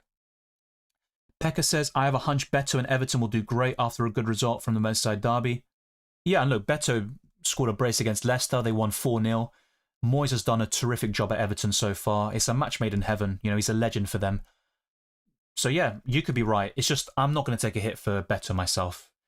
If I had a free transfer available and I needed a forward this week, then yeah, Beto would be a consideration for me. It's a shame I didn't buy him in the first place, but yeah, I went for the boring pick, so to speak, you could say. Triple captain Salah or Arne Slot assistant manager? I prefer triple captain Salah this week. The main reason why I was so bullish on assistant manager last week is because you got back-to-back double game weeks for the most powerful chip in the game, so 5 matches in a 3-game week span whilst it's active. Vissa, Dango in, out, Murphy and Gakpo. Yeah, good transfers. I like that. I do prefer Kluivert and Semenyo over Dango or Ouattara though, but that's just a personal preference of mine. Howson for Konsa for a -4. I probably would do it. I mean, Konsa will probably miss the first game, right? If we go back to the injury updates, just for those who haven't seen, I'll let this play out. Ndiaye is out for the next couple of weeks and stuff like that. The Emery quotes will come very soon. Eric, or Elric, says, Rodgers for Gakpo -4. No, not for me. So we do have a lot of questions flying in. So yeah, let's whiz through these. Mikalenko, Robinson or Kirkus, who to bench, says Mohammed. I would bench Mikalenko. Robinson to Kirkus or Howson. I prefer Howson. He's got more bonus points than Kirkus this season. In terms of points per game, he's only narrowly behind. He's cheaper. I think Howson's my favourite, but they're both good options. I think they're both brilliant. If you've got more money in the bank, then Kirkus is certainly fine, but I would go for... Yeah, I'd go for Howson. So let me actually just go back to this. Let me pause this video. So you've seen all the double blank game week updates, yada, yada, yada, and that has been covered before already. But let's go back to the Emery quote. So still out for tomorrow are Cash, Torres, Konsa, Barkley and Onana. So basically Konsa is definitely out for the first game against Ipswich Town. Then he's back for Liverpool. I'd be looking to sell, even for a hit potentially, depending on who you buy. But Watkins and Mings have trained and they're available. So yeah, hopefully the injury updates have helped somebody. But let's go back to my team. Mikalenko, Robinson or Kirkus, who to bench. Yeah, sorry, I just covered that. ANWR says, if you had to pick one, bench Isak or Wood this week? Probably Wood. I don't like benching any of them though. So fair, good to see you. Bench one of Mbumo, Clover or Gakpo. Reluctantly, it's probably going to be Mbumo. I definitely wouldn't bench Clover this week. Best defender replacement for Hall? Howson or Kirkes? Bournemouth players have good fixtures. They're cheap, especially in the case of Howson. They feature in blank Gimmick 29. They tick so many boxes. You can always buy Hall back for Gimmick 32 when Newcastle double. So that looks fairly solid. Gordon, Moyes, Wood to Rodgers, Emery, Watkins -4. Yeah. I like that. The thing is with selling Chris Wood for a hit, that is maybe preventable. I wouldn't mind keeping Wood and just focusing on Rodgers and Emery. But overall, that hit should pay off this week. Bench Gakpo, Vissa, Dango or Semenyo. A lot of Gakpo benching questions. Jesus, I get it. But a little bit surprising maybe, dare I say. But some bad updates today. It's going to be Vissa again. So yeah, Mohan, that has been covered a lot. Yeah, I get it. You got exams. That's more important than FPL. Good luck with how that goes. But what I'm going to do for you here is play the graphics I made for the assistant manager. So I'm going to skim through. You know what? Let's actually put the images up. That might be very useful. No, that's not the one I wanted to show, is it? All right, let me get that right. Yeah, there we go. So, for your question, the assistant manager lasts for 3 game weeks. If you activate it now for Gimmick 25, it will be active until the end of Gimmick 27. So that's the way it works. And I'm just going to let these play out. Feel free to pause. It's like revision for your exams, basically. But you can see all the details you need for the assistant manager chip. And the point system is the following. The reason why people went for Moyes last week and Emery now is the opportunity for table bonus, which can give you a massive haul from your chosen manager. But it's basically the team you're investing in. It's not the manager. It goes against the name itself. So Arne Slot was red carded against Everton, no minus points. And even if he misses out on the touchline in the next couple of games, it doesn't matter. He'll still score points for your team. So hopefully these graphics have helped you as well. Zara Kennedy says, hi Dylan, would you go Gakpo to Watkins for -4 or stick with Mbumo as the first sub? I'd stick with Mbumo as first sub, mate. Or Lass. Yeah. But honestly, I get the question and I do like the Watkins move even for a hit, but I'd probably just stick with what you have. Howson for Lewis or Roll? I'd buy Howson. Vissa, Dango in, out Murphy and Gakpo, as covered before, yes. Bossanu04 says, Bruno to Clover, Gakpo to Watkins for a -4. Sorry, I'm trying to brainstorm at the moment. FPL is chaos. Appreciate the advice. Yeah, I'd take the hit. I don't know the context of your team, how much budget you have, who would you bench in this scenario, but I do like the moves in isolation. Bench Isak, Mbumo or Eze. I'd consider benching Eze here. I'd definitely start Isak, 100%. Mitoma or Joao Pedro? Mitoma has been better than Joao Pedro recently, but I've got a sneaky feeling about JP. That jammy bastard. I might start him, actually. Yeah, Joao Pedro. Weising says, Gakpo plus 4 to Howson and Watkins -4, or just do Hall to Kirker's move? Good question. I'd probably stick with the normal transfer. I think with Watkins, he is sellable in the future anyway. But it is tempting, to be fair. It is tempting. I'd probably go for the hit and go for Watkins, because I don't think Gakpo starts against Wolves. But just bear in mind, Watkins might be a transfer out fairly soon as well. Let me go back to my team, by the way, and I can feature your questions, and you can keep track of when I'm answering your comments. Twister Parky puts his predictions, which I'll go through once the deadline is over in an hour's time. Brighton 2, Chelsea 1, I hope. A repeat of the FA Cup. Leicester 0, Arsenal 1. Yeah, I've also gone for that. We can go through this again. Copy and paste that message if you can, and paste it when I go through my predictions once more. But yeah, I'm pretty much on board with most of what you've said, actually. Was that Gaia and Ahmad? Or was that Gay? Idrissa Gana, Gay and Ahmad to Kluivert and Rogers for a -4 hit? My answer is yes. Start Visser or Ahmad? Visser. Close one, though. Richard says, hey Dylan, worth a -4 for Ndiaye to Watkins if it means benching Wood this week? Or save the -4, bench Ndiaye and play Wood? That is a great question, and honestly, very fine margins, but I'd probably just keep Chris Wood and start him. Well, you're keeping him anyway, but you know what I mean.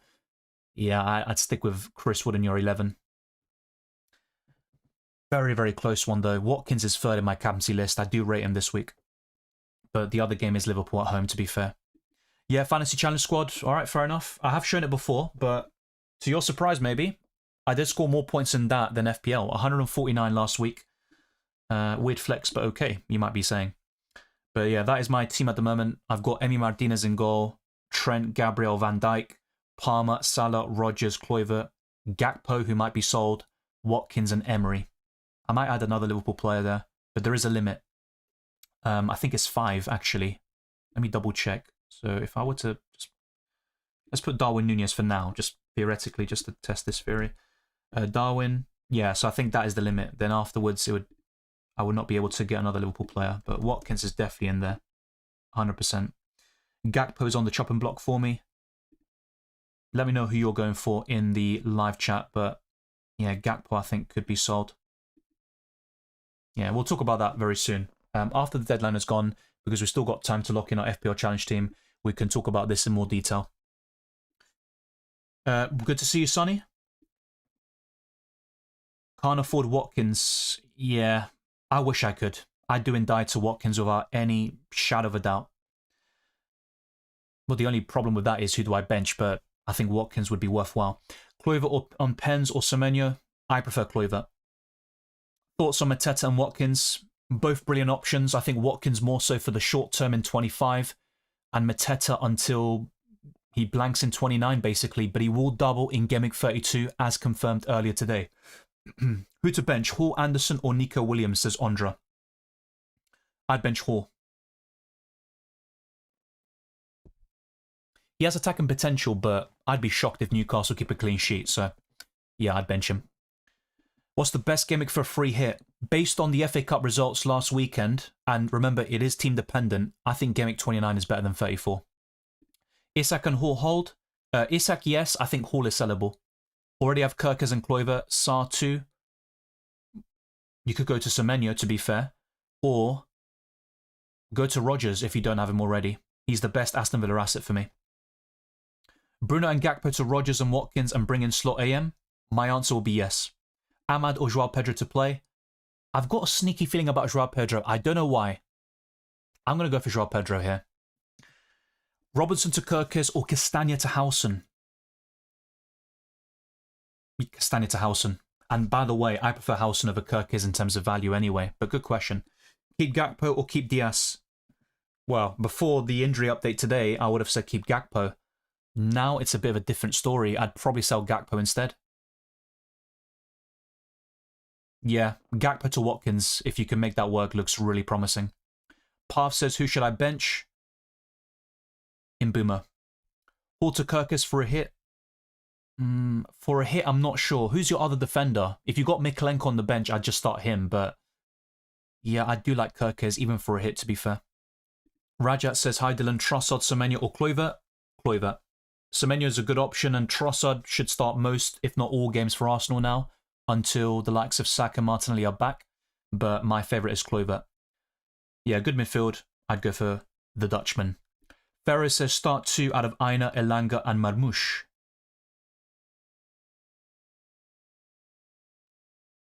I'd go for Aina, and I'd take a punt on...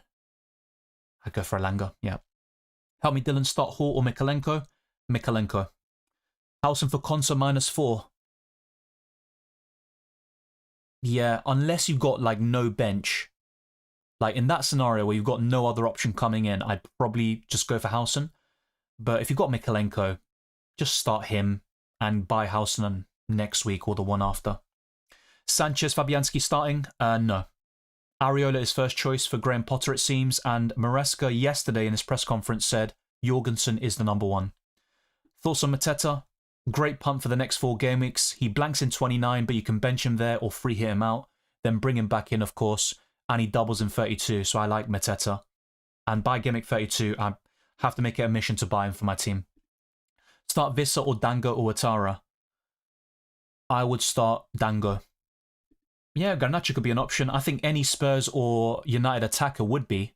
Well, that maybe comes with a caveat. Bruno, Garnacho and Ahmad are the best United assets. I wouldn't go for anyone else.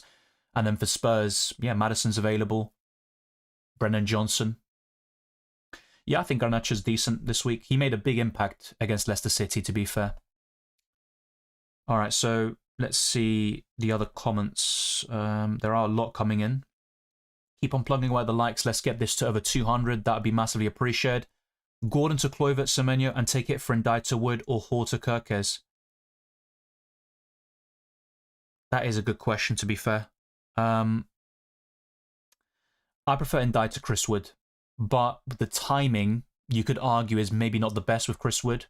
I think the best time to buy him would be game week 29. Triple captain Salah this week, if I still have all chips left? Yeah. Yeah, Matthew, I think that's the best play. So, just to kind of provide a mini update to the trip strategy guide I discussed before, if you've got every chip available, I triple captain Salah this week in 25. I would free hit potentially in 29, but it is team dependent. I would bench boost in 33 and use the assistant manager around game week 35/36. But it also depends on how those doubles land. Have I missed a booster? Surely not, right? But I am an idiot, to be fair. The wild card. Yeah, the wild card I would use around game week 32. Isak, Gakpo, Wood, 2 to start. I'd probably bench Chris Wood reluctantly. I'd start Chris Wood over Kulusevski there, WB. Would you sell Gakpo for Watkins and go Moyes to slot, or just Moyes to Emery and keep Gakpo? I would go for slot and Gakpo to Watkins, especially if it means no hits taken. Nasi says Cucurella, Murphy, Jackson to Kirkes, Wanyeri and Watkins for free. I decided to keep Ahmad as a differential. I like that. Yeah, good moves overall. Get rid of your Chelsea defenders. Great move. I wish I could do that with Colwill. Soon come. Murphy to Wanyeri. I have to say that's a good punt. Wanyeri's not my favourite budget midfielder. I think Rodgers, Kluivert, Semenyo, even Dango Ouattara will be higher, but I think that's a good move. And Watkins is a brilliant transfer. Start Gakpo or Mbumo? Ow. I would start Gakpo. Abhishek says, how do you rate this chip strategy? Triple captain and free hit already played. AM 31, 33, wildcard 34, bench boost 36. Yeah, very solid plan as well. We're quite limited in terms of the windows, in terms of when we can play these chips, but that's a good way of doing it. There is no right way of playing FPL. You know, some people triple captain Salah last week. You saw how he did. Some went with Moyes, others went with Slot, but still a lot of green arrows flying around and 130 plus points. I like that. But as I said earlier, you know, if it was me personally, maybe I'd play, you know, obviously you said you've played the triple captain and free hit, but if I had those chips as well, 25 triple captain, free hit 29, assistant manager around gimmick 35, 36, bench boost in 33, and wildcard in 32, but it's quite similar to what you described. Start Robinson or Hall? Definitely Robinson for me. Welcome Samuel Gowen. Hey Dylan, I hope you're doing well. Likewise. I wanted to play the manager chip this week. Can you please suggest with whom I should go for? I prefer Arne Slot, but what Unai Emery has is the table bonus opportunity. If Villa get a draw or a win, that is massive. We saw it with David Moyes last week with that 98th minute Tarkowski dagger. It could be absolutely massive for you, but I do prefer Arne Slot. It's a very sensible, logical, and conservative pick. It also depends on your rank, but I do prefer Arne Slot personally. Do you think it's better to play the AM chip now or wait for the next double game week? Well, if you got the triple captaincy, I'd prioritize that over the AM chip this week. If it was last week, I still stand by what I said. I would have played the AM chip. Back-to-back double game weeks is very powerful for the most powerful booster. But this week, I prefer the triple captain. And in that case, I'd play the AM chip later in the season. So for Game Week 32, you could maybe use it around that time frame. Yeah, Gakpo to Watkins, I'd probably do it. Especially for free, yeah. Good evening, Dylan. Best options in the attack for the next 5 game weeks? So forwards, yeah? Well, Watkins for Game Week 25 looks brilliant. Isak is always a good choice, despite blanking in 29. Mateta. I think Cunha. And I'd probably stick with Chris Wood. He's been that good.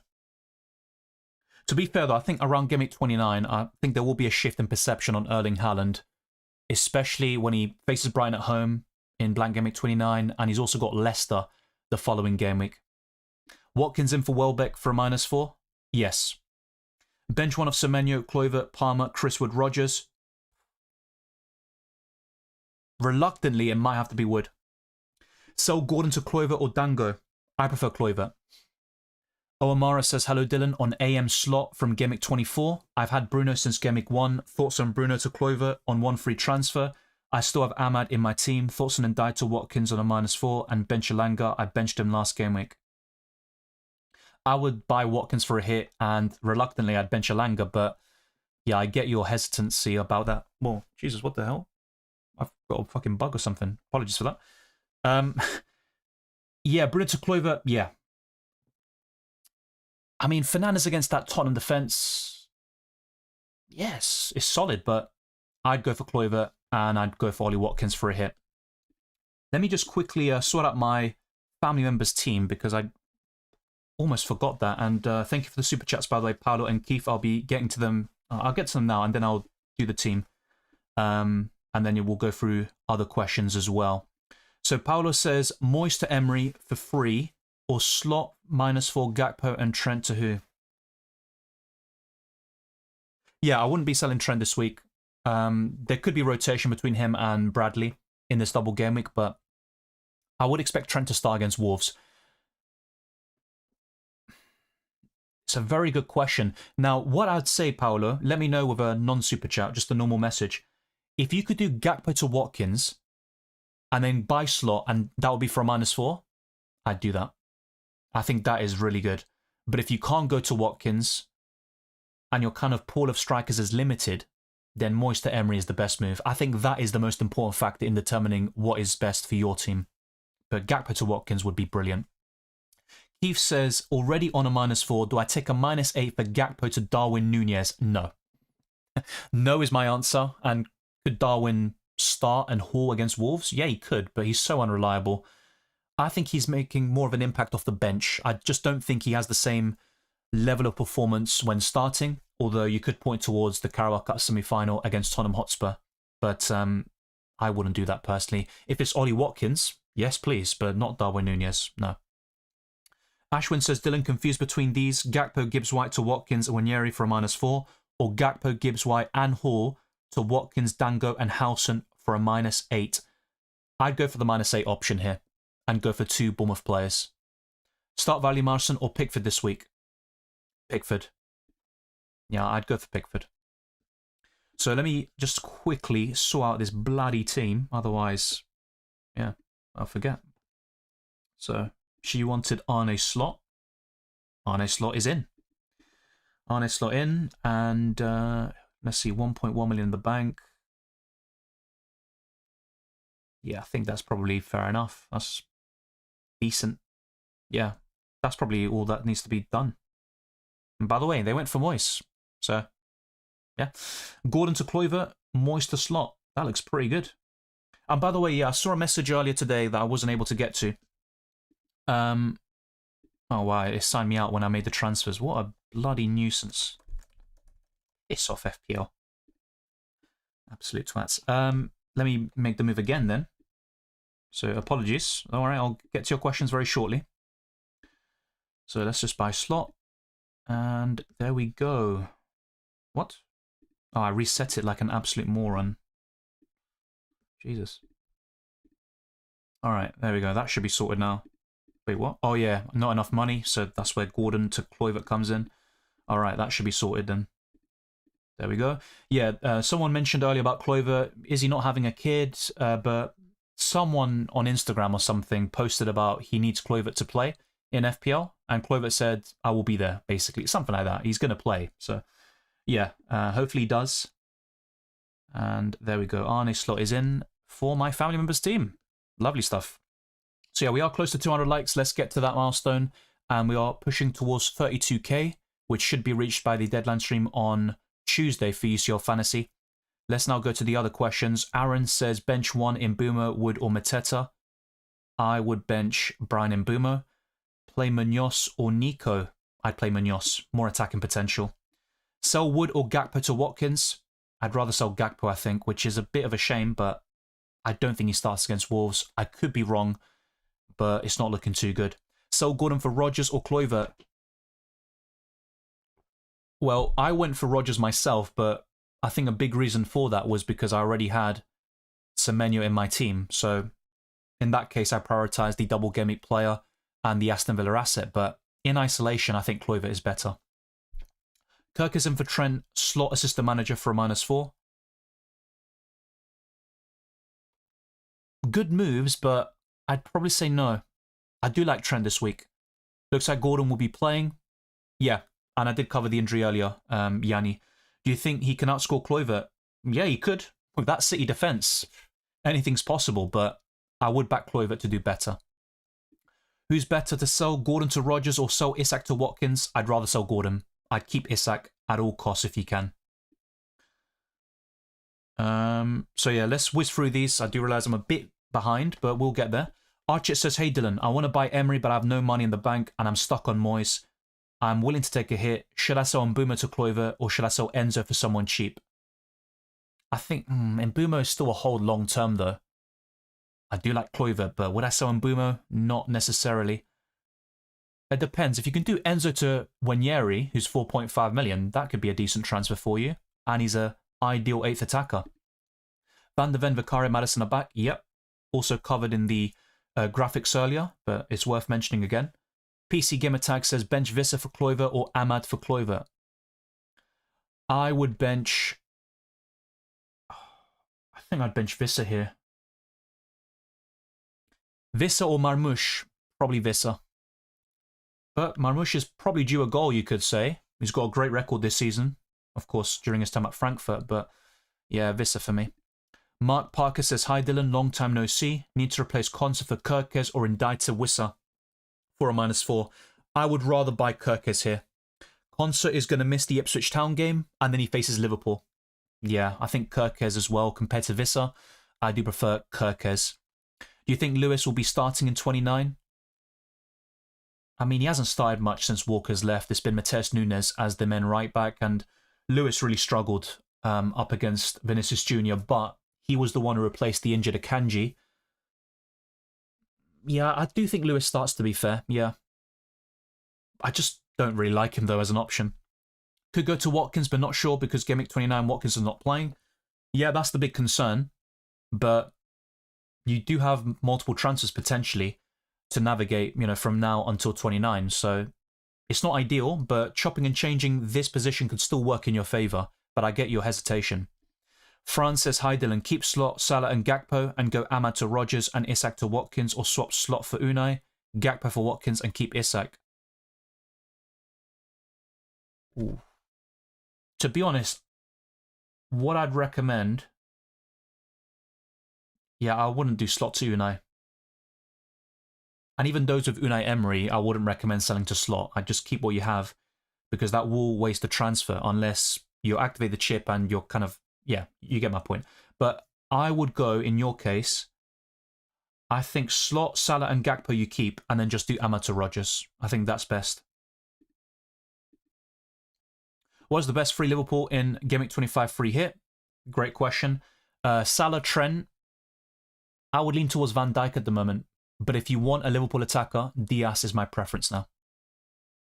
So just to make it clear, Van Dijk is third and Diaz is fourth in my Liverpool list. Hi Dylan, is Isak to Watkins for a hit worth it? Won't be free hitting in 29 and bought Isak for 8.6 million. I'd keep Isak. I like Watkins a lot this week, but I wouldn't be doing that. Ty says, thoughts on Marino false 9? It's grim, isn't it? It's bloody grim. Maybe Calafiori up front.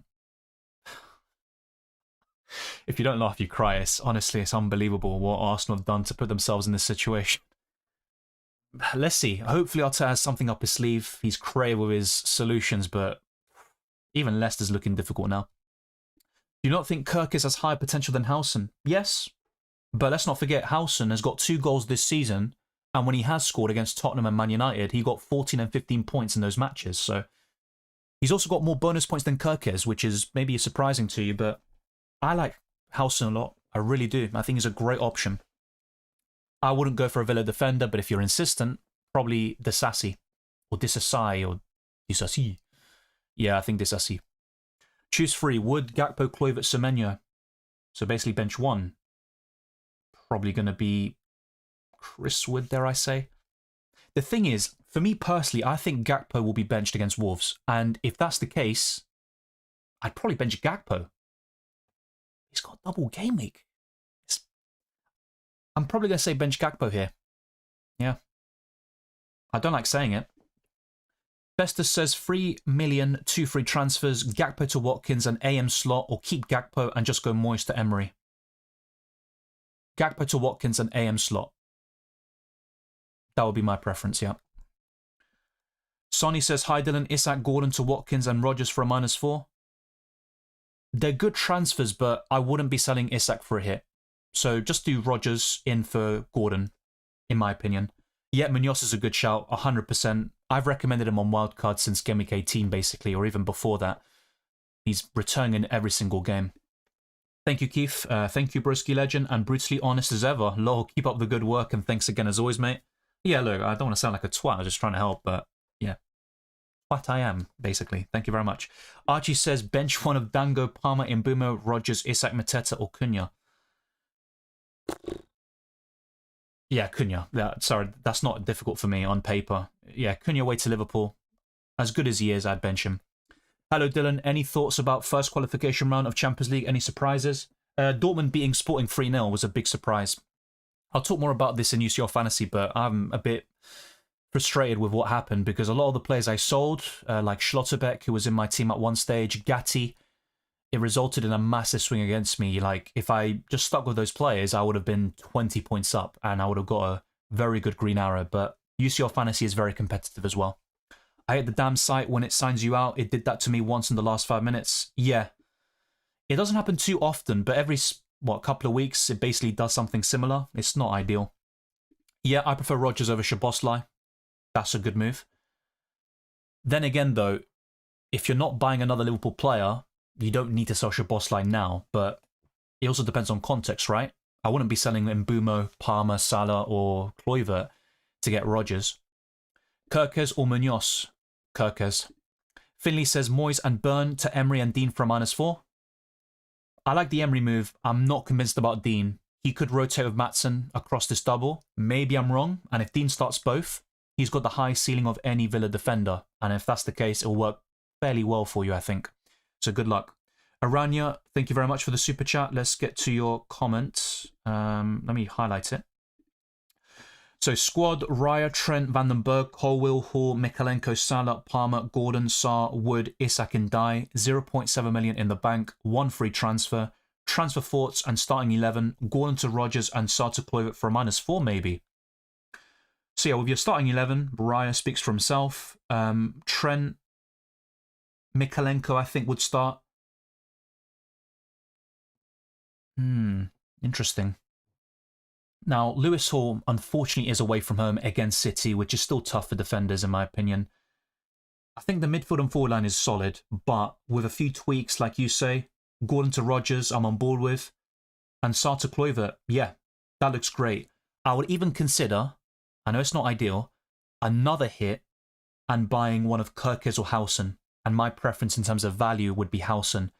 And then you can start him alongside your other defenders. But to be honest, I think in your case, I'd probably stick with the -4 you said and start Lewis Hall alongside Trent and Mikalenko.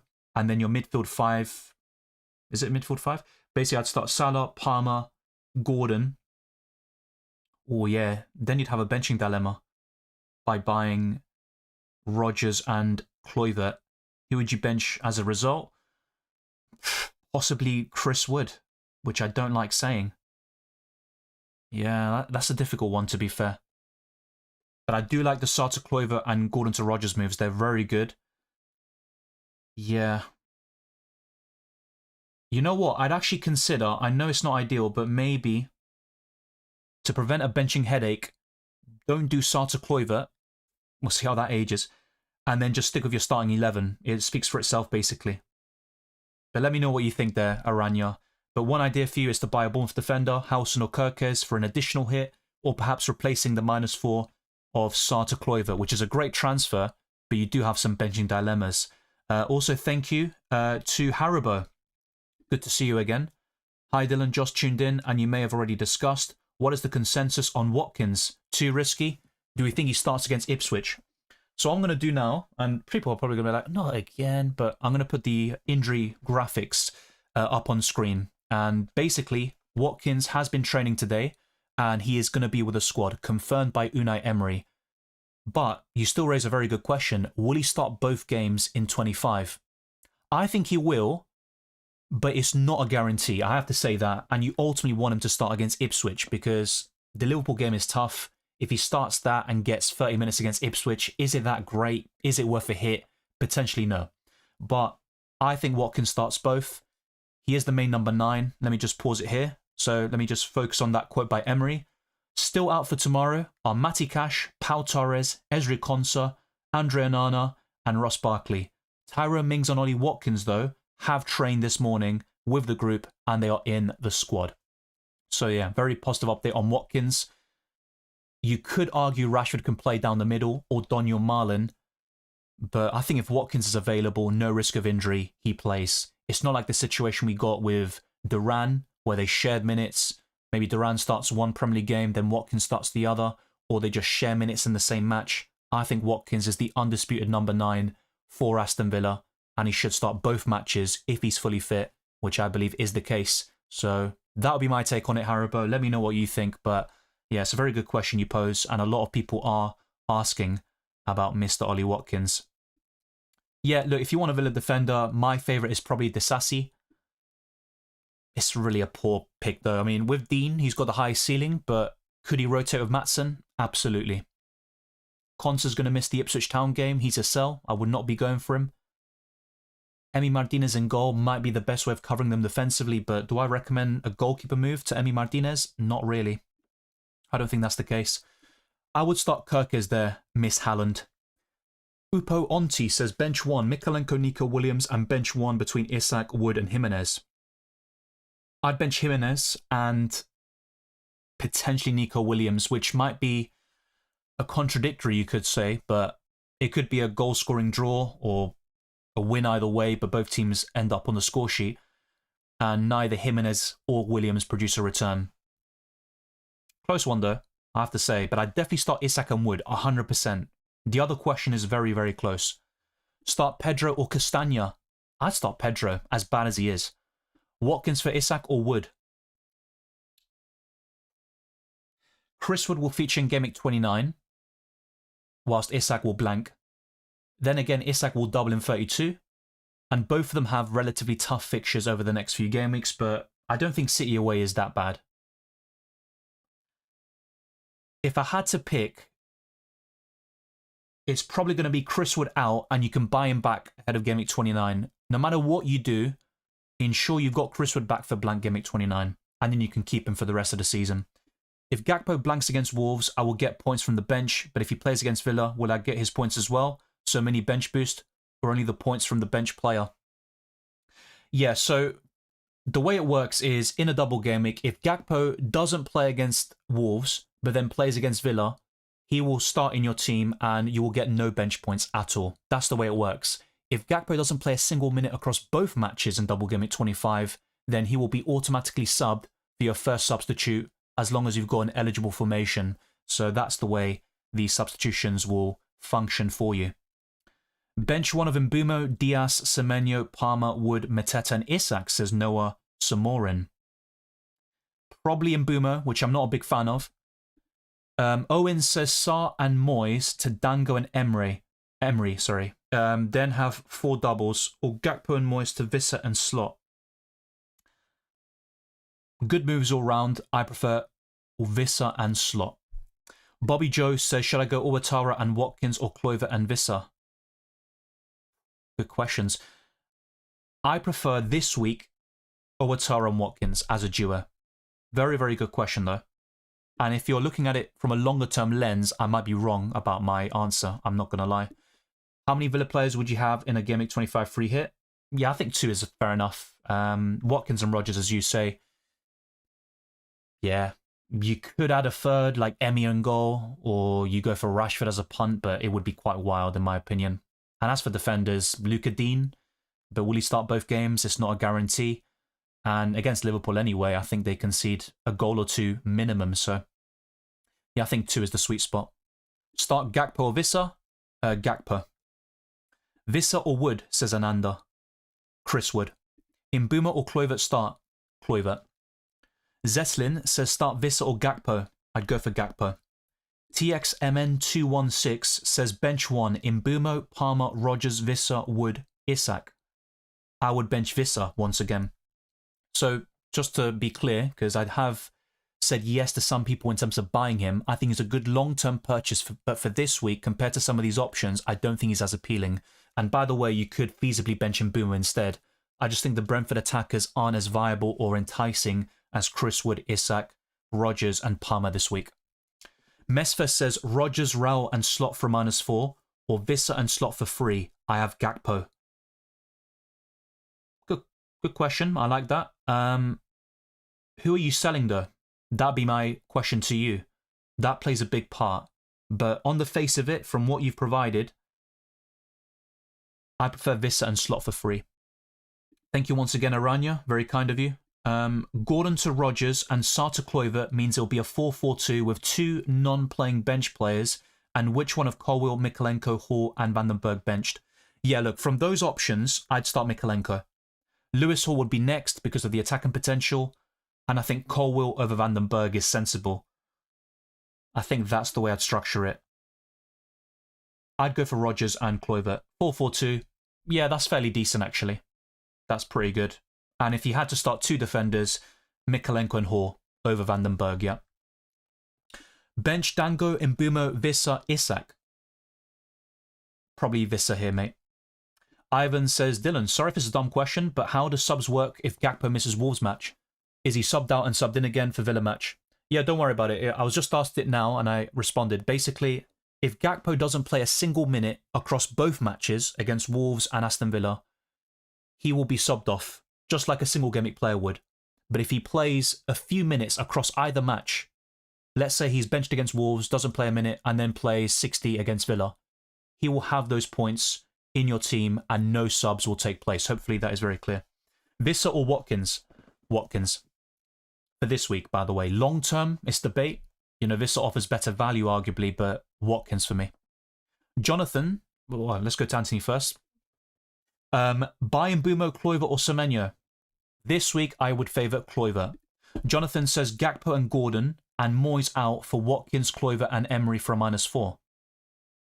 Yes, would be my answer. Good transfers all round. Gordon could do well against City, by the way, but I think you're making a good replacement there. Moyes, Gakpo and Foden for Slot, Watkins and Kluivert for a -8. Yes, would be my answer again. Declan says bench 2, Gordon, Isak, Gabriel, Aina, Gakpo. I would bench Gordon and Aina. Akram says, hi Dylan, having 2 free transfers. I'll go Gordon to Rodgers and the other one Ahmad for Kluivert or Fas for Munoz. I like all of them, to be honest, but I would stick with Ahmad and Gordon to Rodgers and Kluivert. But then again, who are your other defenders? Who would you start if you don't go for Munoz? These questions are also relevant. But of course, I also appreciate the fact you're not kind of like putting a whole paragraph or a life story about your transfers. But yeah, context is important. I'd focus on the midfielders for now. Remember, Munoz will blank in Gameweek 29, as do Rodgers, to be fair. You know, he's going to blank as well in Aston Villa. But he will double in 32. Or Munoz will double in 32. Easy99 says, already buying Rodgers but cannot buy Emery or Slot due to 0.4 million. -4 so and Ndiaye to clear up the money. Yeah, but who do you go to? Maybe Beto? If he's cheaper? No, he's not cheap enough for that. Yeah, in that case, you don't need to force it.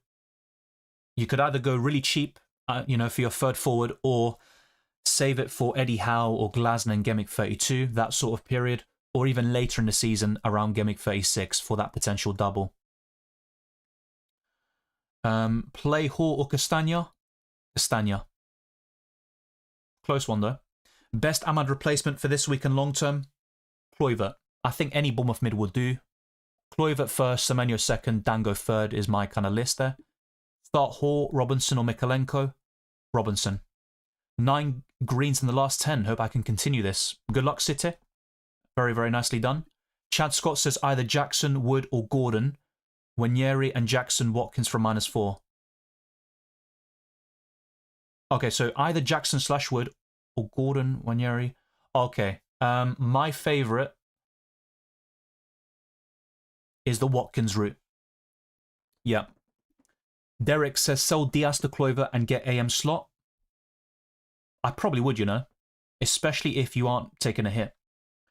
Ezra says Rodgers for Sarr for a -4 or buy Emery for free, or Allison to Raya for a -4 and buy Slot, Trent in the team.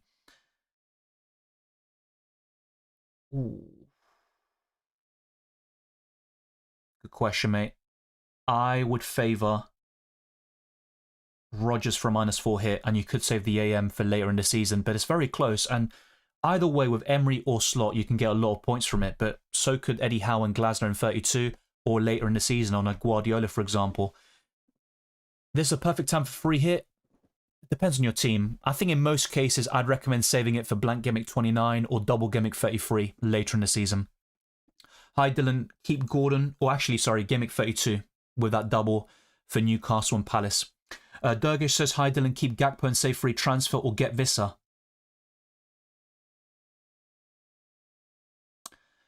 I'd keep Gakpo and save the transfer in your case. If you could go to Watkins, though, that'd be my recommendation. Hey, Dylan, please, who from all Aston Villa midfielders start 100%? Rodgers is the most nailed on, so to speak. There is always a slim chance he might get rested with the depth Villa have, and their focus will be on the Champions League and FA Cup, but there's still a while until their next few games in those competitions. I think Rodgers starts both. I can't guarantee you that Rashford starts the 2 games, or Rashford or Asensio, Ramsey, and all these other options, McGinn. I mean, McGinn anyway, he could start both, but he's not really an FPL asset. Yeah, Rodgers for me. Start Sells or Henderson? Good question. I'd favour Henderson this week, but Sells and Pickford are 2 goalkeepers you don't like benching at any point. I would start Kluivert over Mbeumo. Gakpo or Isak to bench? I'd probably start Gakpo just in case, but it's not looking good in terms of his starting prospects against Wolves. I would start Rodgers over Gakpo. Play Gakpo or Mbeumo? Gakpo. Just took a hit, Gordon to Kluivert. Welcome my new vice captain. Good luck, Julian. Nicely done. The best Villa defender is probably Disasi. Tyrone Mings is back, which is a massive boost for Villa. They have literally, or before his return and Disasi's signing, they had 0 available centre-backs after Konsa's injury. Disasi, of course, was cup-tied in the FA Cup against Tottenham, but yeah, it will be a centre-back partnership of Disasi and Tyrone Mings. I'd probably go for Disasi right now. Nabil says, hi Dylan, I'm going to AM Amrim on the 31st against City. Oh, sorry, in Gameweek 31, I'm guessing, yeah. Followed by Eddie Howe for the rest. Very solid. And someone mentioned this earlier, but they said Amram in 30 instead of 31. But that could work very well for you. It's a high-risk, high-reward strategy because United are very inconsistent. Yeah, Watkins is available. That's been covered, mate. He was in training, and Emery said he will be in the squad. Sanchez will probably not start because Maresca said that Jorgensen is the number one. I'm kind of paraphrasing, but he said Jorgensen is the starting goalkeeper. Dylan, start Tarkowski or Colwill? Tarkowski. Can't afford Trent. Do I play Veltman, Colwill, or Vandenberg? Well, I'm currently going for Colwill over Veltman, but a main reason why is because if I need that defender off my bench, basically I've got Palmer in my team already, and by going for Colwill over Veltman, that prevents a clash, which I've already got with Chris Wood and Robinson, if you catch my drift. But I think both Veltman and Colwill are terrible. I think they're poor FPL options. Veltman is slightly better overall because of bonus points if Brighton keep a clean sheet, which is quite rare.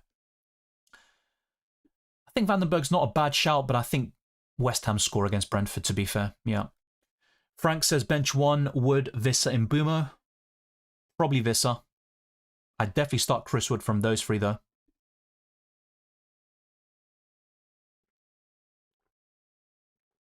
Mohammed says Robinson, Mikalenko, Hall need to bench one. I would bench Hall.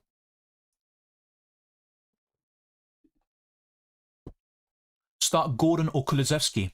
Gordon. Pickford, Timber, Van Dijk, Robinson, Szoboszlai, Salah, Kluivert, Rodgers, Watkins, Mateta, Isak, Palmer. On the bench, any suggestions? Do not bench Palmer. That would be my advice. I mean, look. Sometimes you can bench this kind of quality FPL asset and he ends up blanking, but it's going to be very rare. I would never recommend benching the likes of Salah, Palmer, Saka when he's available, Isak right now, Haaland. Always start them if they're in your team. Who would I start him over? I mean, I get it. Look, you've got a very strong attacking line, but despite the double, I'd consider benching Szoboszlai. Which you probably say, nah, Dylan, you're out of your ass. Back off, mate. I'm going to another stream. Fair enough, but nah, man. I would not bench Palmer. He's actually 5th in my captaincy rankings this week. Is triple captain Salah an option this week? Of course. And on paper, it's a stronger double than last week against Everton and Bournemouth. But yeah, if I had the triple captaincy now, I'd be using it in 25. Use the free hit around Gameweek 29 or 33. Wildcard around Gameweek 32 perhaps, or maybe now with the announcement of Double Gameweek 32, perhaps in 31 or 34, as someone mentioned before. And yeah, assistant manager around Gameweek 35, 36, but there are so many different ways of playing it. You've got select windows to play the chips, but you can maybe reverse it and play assistant manager in Gameweek 30 or 31 for that double in 32 for Newcastle and Palace. Adil says, hi Dylan, just joined. Have I missed any key talking points? Probably, yeah, quite a lot. Yeah, I'm sorry, I'm not trying to be rude, but I'm not going to go through everything again in terms of speaking them out because that might be repetitive. But what I might do is show the graphics again, and that can keep you up to date. But essentially, we've got a confirmation of Double Gameweek 32 for Crystal Palace and Newcastle, and injury updates like Cody Gakpo, who is doubtful for this week. Watkins is available. Anthony Gordon is also ready to start against Manchester City. I'll probably go through that again at some stage. Yeah, 12 minutes to lock in. Exactly that. I'd definitely play Isak over Ahmad, Ayush. Like I just mentioned before the Palmer thing, I would not be benching Isak and this caliber of player in any given game week. How do you feel about Beto as a future enabler? I mean, if he keeps this up, yeah, definitely one to look at. But I'll be honest, my plan at the moment to replace Ndiaye would be Cunha. Especially if I'm looking to navigate blank Gameweek 29 without using the free hit. But I'll give myself options. And having 1.5 million returning to my squad once the assistant manager's over in Gameweek 27 for me, that gives me a lot of money in the bank, actually. Start Gakpo or Robinson? Gakpo. Slot or Emery? I prefer Slot. Suki says Gordon for Kluivert or Rodgers. Emery manager -4 points. Close one. Long term, I prefer Kluivert, I'm not going to lie. Would he do Palmer to Trossard and Ndiaye to Watkins for -8? No, because you're selling Palmer for a -8. Gakpo or Watkins? Watkins. I don't think Gakpo starts against Wolves. So let's actually go to some different screens again, because I know some people are tuning in late. Smash the like button if you haven't already. You can see my team. I don't think I'll change anything, so that gives me opportunities to kind of show you different graphics again. But essentially, the changes I've made to my score predictions, instead of 2-0 Arsenal, I've gone to 1-0. Hopefully they get the job done either way. I've also gone for Bournemouth 3, Southampton 1, in that away tie for them. Originally, I went for a 4-1 win for the Cherries. So just to go for some different graphics as well, which I did showcase in my Transstits podcast. So since Gameweek 18, when Juric was appointed as the Southampton manager, Southampton are conceding most of their chances basically between the penalty spot and the outside of the box. So in central areas. And guess who thrives in these positions, who has had so many shots in these areas of the pitch? That is going to be none other than Justin Kluivert. And you might be saying, well, is he actually going to play? Because he's going to have a kid. But he did respond to someone on Instagram. I know you can't really look too much into it, but he said, I will be there, basically. I think he's going to start in Gameweek 25, and he's a great purchase. The same goes for Semenyo and Dango Ouattara, who will play up front for Bournemouth there. But Kluivert, as you can see, it basically aligns in terms of the chances and shots that Southampton concede.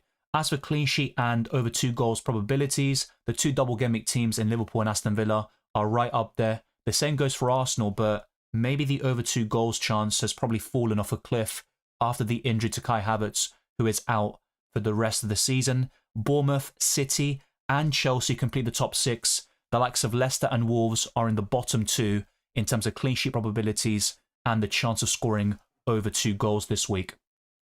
As for the captaincy rankings, there is a minor change. I've swapped Trent and Gakpo, and that's because Trent was previously yellow flagged. Now he obviously is available. He played half an hour or over half an hour against Everton in the Merseyside derby, and Gakpo is doubtful to play against Wolves. So Gakpo's gone down to 4th here, but he could easily be lower than this. Salah is top, no surprises there. Trent 2nd, Watkins 3rd. Palmer completes the top 5, and I've got Rodgers, Van Dijk, Kluivert, Semenyo and Isak in the top 10. But let's actually go to the injury updates. Yes, the injury updates. I'm not going to go to the assistant manager stuff again because I've shown that quite a lot across the last couple of videos and streams, and even once or twice today. But feel free to rewind at any point because there's a lot of information going across all of these streams and a lot of different graphics to give you the ultimate Game Week 25 coverage and also for all your FPL stuff. But with Ndiaye, he is going to be out for the next couple of weeks, as you can see in the bottom quote. What you see at the top was what David Moyes said straight after the game, and at the bottom is what we got this morning in the press conference ahead of Crystal Palace versus Everton. As for Cody Gakpo, he is doubtful, and there are some reports it seems that he hasn't trained. If you have seen anything on Twitter, let me know and put a link in the live chat. That'd be greatly appreciated. And you'll see here so many different other injury updates. Not all of them though, but Kai Havertz is out for the rest of the season, and Bukayo Saka will likely return in mid to late March. The same goes for Gabriel Martinelli, according to several reports that I saw yesterday. Next up is Akanji, who is out for 10 weeks after an injury he suffered against Real Madrid in Man City's 3-2 loss at the Etihad. Grealish's injury isn't as serious, but they'll wait and see. It looks like Pep isn't too optimistic about him returning for Game Week 25. And as for Gonzalez, the new signing, he is getting better and he will be assessed in a few hours. But more positive news here from Newcastle. So Gordon, Botman and Dan Burn, all looking good for those players. Botman is out for this weekend but should be back fairly soon. Dan Burn as well, he's had a scan and it looks good. He is very close for the weekend. And Gordon is available. He is no longer yellow flagged. Joelinton is targeting that Carabao Cup final for a return. That would be a massive boost for Newcastle, of course. And Harvey Barnes is also very close to being in contention. As for Tottenham Hotspur, not great news for the defenders as for Mickey van der Ven and Christian Romero, but in terms of Vicario, Odobert, Brennan Johnson and Destiny Udogie and Maddison, all of them are available, it seems. Very good news on these players. They're in a good place, according to Ange Postecoglou. Feel free to pause and read the quotes for yourself because I did read them out earlier. As for Aston Villa, Unai Emery said the following: still out for tomorrow are Cash, Torres, Konsa, Barkley and Onana. As for Mings and Watkins, though, they have trained this morning with the group and they are in the squad. As for Glasner, he said Eze, Sarr and Nketiah are back. All three have trained and are available for tomorrow. As for Ruben Amorim, he didn't say who specifically, but he said all was looking good until 2 days ago. Maybe we'll have 1 or 2 issues, but we are waiting. We have one player who is sick. Who that is, I couldn't tell you. Maybe you can guess in the live chat. A bit of fun. And then this slot suspension stuff, basically I covered in my last few videos, but don't worry about the red card he got against Everton. You don't lose points for a booking suspension, and you'll still serve or score points during the next few games, even if he doesn't appear on the touchline. So that is irrelevant. The suspension, it's all about the team when you pick an assistant manager. So today we did get an announcement of Double Gameweek 32. So just to go through it one more time, we are approaching the deadline. I'll go to your questions very shortly. So Newcastle will face Man United and Crystal Palace at home, whilst Palace have Man City and Newcastle away. And finally, with Blank Gameweek 34, we've got 2 confirmed fixtures after the FA Cup matches, Chelsea versus Everton and Liverpool versus Tottenham Hotspur. But let's quickly round off our teams and lock stuff in. Play Bruno over Wood? Not for me. I'd start Chris Wood, mate. I played triple captain last match day. Should I play AM on slot, or what about Emery? They're both good plays. I prefer AM on Arne's slot. Start Castagna or Tarkowski? Tarkowski. Start Mbeumo or Trossard? Close one. I would favour Trossard here, but I don't know why. Paolo, good to see you again. Mikalenko or Colwell to start? Mikalenko. And let's see if I've missed any other super chats. I think I'm up to date. No, I'm not. Hero for FPL says, hey mate, bench Wood or Wissa? I would bench Wissa. That could backfire, but I'd rather start Chris Wood. He's just so consistent, and Brentford have been terrible away from home, and even their recent home results haven't been good enough. So hopefully the super chatters have seen the responses, and all the best of luck for Gameweek 25. Colwell or Borro? Probably Borro just for the attacking potential, and Spurs have some key players returning. Yeah, Ben White is back. Yeah, true. That's something I haven't covered. Some good news for Arsenal finally. Do I bench Timber for Colwell? I don't think White will be rushed back. I think he'll be on the bench. I think Timber starts, but eventually we will probably see Timber rotated or given a rest. He needs one. He just came off the back of an ACL injury, and he's been playing so much football. He's done a really good job for Arsenal this season. I would start Timber this week. Play Colwell and roll, or transfer to who? Howson or Kirkes? I'd sell him if you can. Colwell to Dean? I don't like Villa defenders, and with Luca Dean, as mentioned multiple times, he could rotate with Maatsen. I think Disasi or Mings would be your safest picks in the Aston Villa defence, but Mings is just coming off the back of an injury, so Disasi might be your best bet. Vandenberg or Veltman to start? I'd probably favour... I mean, I don't have Vandenberg anymore. I still think West Ham score. I'm going to say Veltman. Veltman? I think both of them concede ultimately, if I'm being completely transparent, but I think Vandenberg has a slightly better chance of a clean sheet. They're both terrible. I'm going to stick with Veltman. Quick Gakpo to Watkins for -4, and on his slot or triple captain Salah. I triple captain Salah this week, and I would go to Watkins for a hit, yeah. Should be called a 12-man chip instead of assistant manager? Yeah. It does cause confusion because they don't get any, like, minus points for suspensions or, you know, all that stuff. Thank you very much, Remzinho. Massively appreciated. A long-time viewer of the channel. Cylindra says, take a -4 hit to sell Joao Pedro and Gordon to Wanyeri and Watkins, or just use one free transfer to sell Gordon to Kluivert for free and just start Joao Pedro. I can't lie, my mind was lost in the first sentence. I'm probably stupid, but I'm going to say... I'd take the hit. Take the hit. I do like Watkins a lot, but... I'd go for Kluivert and go for Joao Pedro starting, yeah. Both good options, though. Bench Lacroix or Young? Good question. Young hasn't started all the games under David Moyes. I'd probably start Lacroix. If it was Mikalenko, I might feel differently. Gakpo to Watkins for a -4 and have Rodgers? Yes. I'd favour that.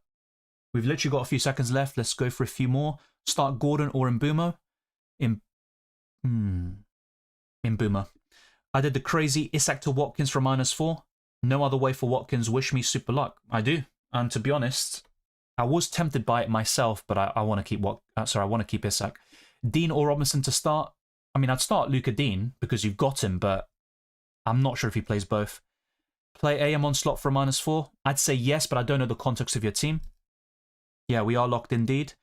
So yeah, that was covered as well. Should I start Ahmad or Mikalenko? I would have started Ahmad, but not by much. Hey Dylan, do I bench Wood, Isak or Morgan Gibbs-White this week? I would have benched Gibbs-White. Gakpo to Watkins for a -4 and have Rodgers. Yeah, you spammed the question, mate, and I did answer it. Which one do I bench out of Mbumo, Dango, Kluivert, Gakpo, Isak, Wood, Palmer, Rodgers? Out of all of those options, which is quite extensive, I would probably bench Mbumo. Of course, the deadline is gone now, but maybe it reassures you of your decision. Ali Awan says start Gakpo, Vissel, Ahmad. Well, probably Gakpo, but like I mentioned before, I don't back him to start in Game Week 25, or at least not the first game against Wolves. Have 0 in the bank and played triple captain last week. Yeah, I get that, and they're all solid choices, but it would be Gakpo for me. Should I bench Gakpo to Ahmad? I would have started Gakpo, I think, just in case. Good luck, Paolo, and hopefully you do very well. Start Gakpo, yeah. Which one do I bench out of Mbumo, Dango? That was covered. Hi, mate. I sold Dibbling and bought in Wanyeri and will start him ahead of Gakpo. I wish you the best there, mate. I think Wanyeri could be a nice differential and he offers great value at 4.5 million. He needs to step up big time, and for Arsenal to ride on a 17-year-old is very telling, but he's got the talent and the mentality, in my opinion. I don't understand why we aren't covering the fact that slots too much ban can affect how Liverpool play. Yeah, true. I believe his assistant is suspended too. Well, the thing is, I saw something by James Pearce, and I put this in the comment section of my video yesterday, the team selection. The Premier League deleted that tweet about Slot being suspended for 2 games. Now, he was issued the red card. You would expect him to miss both matches, but it seems like the FA have to review it first for some reason. So I'm not exactly sure what's going on there. So according to James Pearce, who's a Liverpool journalist, he was saying that as things stand, Slot will be on the touchline against Wolves. But you are right. That is a good point to raise, that if Slot isn't there, he will miss, well, it will have an impact on Liverpool and maybe they suffer as a result. I still think they win both games, though. Aina or Robinson? Robinson. So, yeah, good luck, Dida. I captain Rodgers. Good luck, everyone. Likewise, LFC. Wow. You're a Liverpool fan, aren't you? Based on the name. Maybe that's the reverse jinx happening. I get you. Good luck as well, Stindra. Locked in, guys. Let the funds begin. Fun begin. Yeah, thank you very much. I started Trent, Gabriel, and Robinson and benched Mikalenko and Hall. Yeah, I probably would have done the same thing. I mean, the only debate is Mikalenko or Robinson. Good luck, Weiseng. Sudindra says, I decided to not take the hit and just sold Gordon to Kluivert. Yeah, that's what I suggested in the end, but I like both, to be honest. They're very solid moves. My first -4, just to get Emery. -4 Ndiaye to Beto. Just want Asman chip to get used as soon as possible. Fair enough. Fair enough. I mean, it could still work very well for you. I'm not sure about Beto for a hit, though, but he has been in great form. Really hoping João Pedro scores tonight. I mean, he's due a goal, you'd think. Julian says, right at the deadline, I benched Gakpo for Mbumo. I don't know if it went through. Lol, happy with whatever. Yeah, if he's benched against Wolves, I don't think you have too much to worry about. But, yeah, Gakpo in a double game week, if he does get good minutes, it could be, maybe you'd be saved if FPL don't save that transfer. I know deadline's gone, but start Munoz or Timber. I mean, I still think Arsenal have a better chance of a clean sheet than Crystal Palace, but I probably would have gone for Munoz because he's got so many avenues to points. And with Arsenal's situation, I think Leicester might smell blood and cause some problems. And start Pickford or Sells? Pickford. I did Gakpo to Mateta to fund Slot for a -4. I like Mateta a lot for the next 4. Good transfer. Yeah, it is over indeed. Good luck as well, Dida.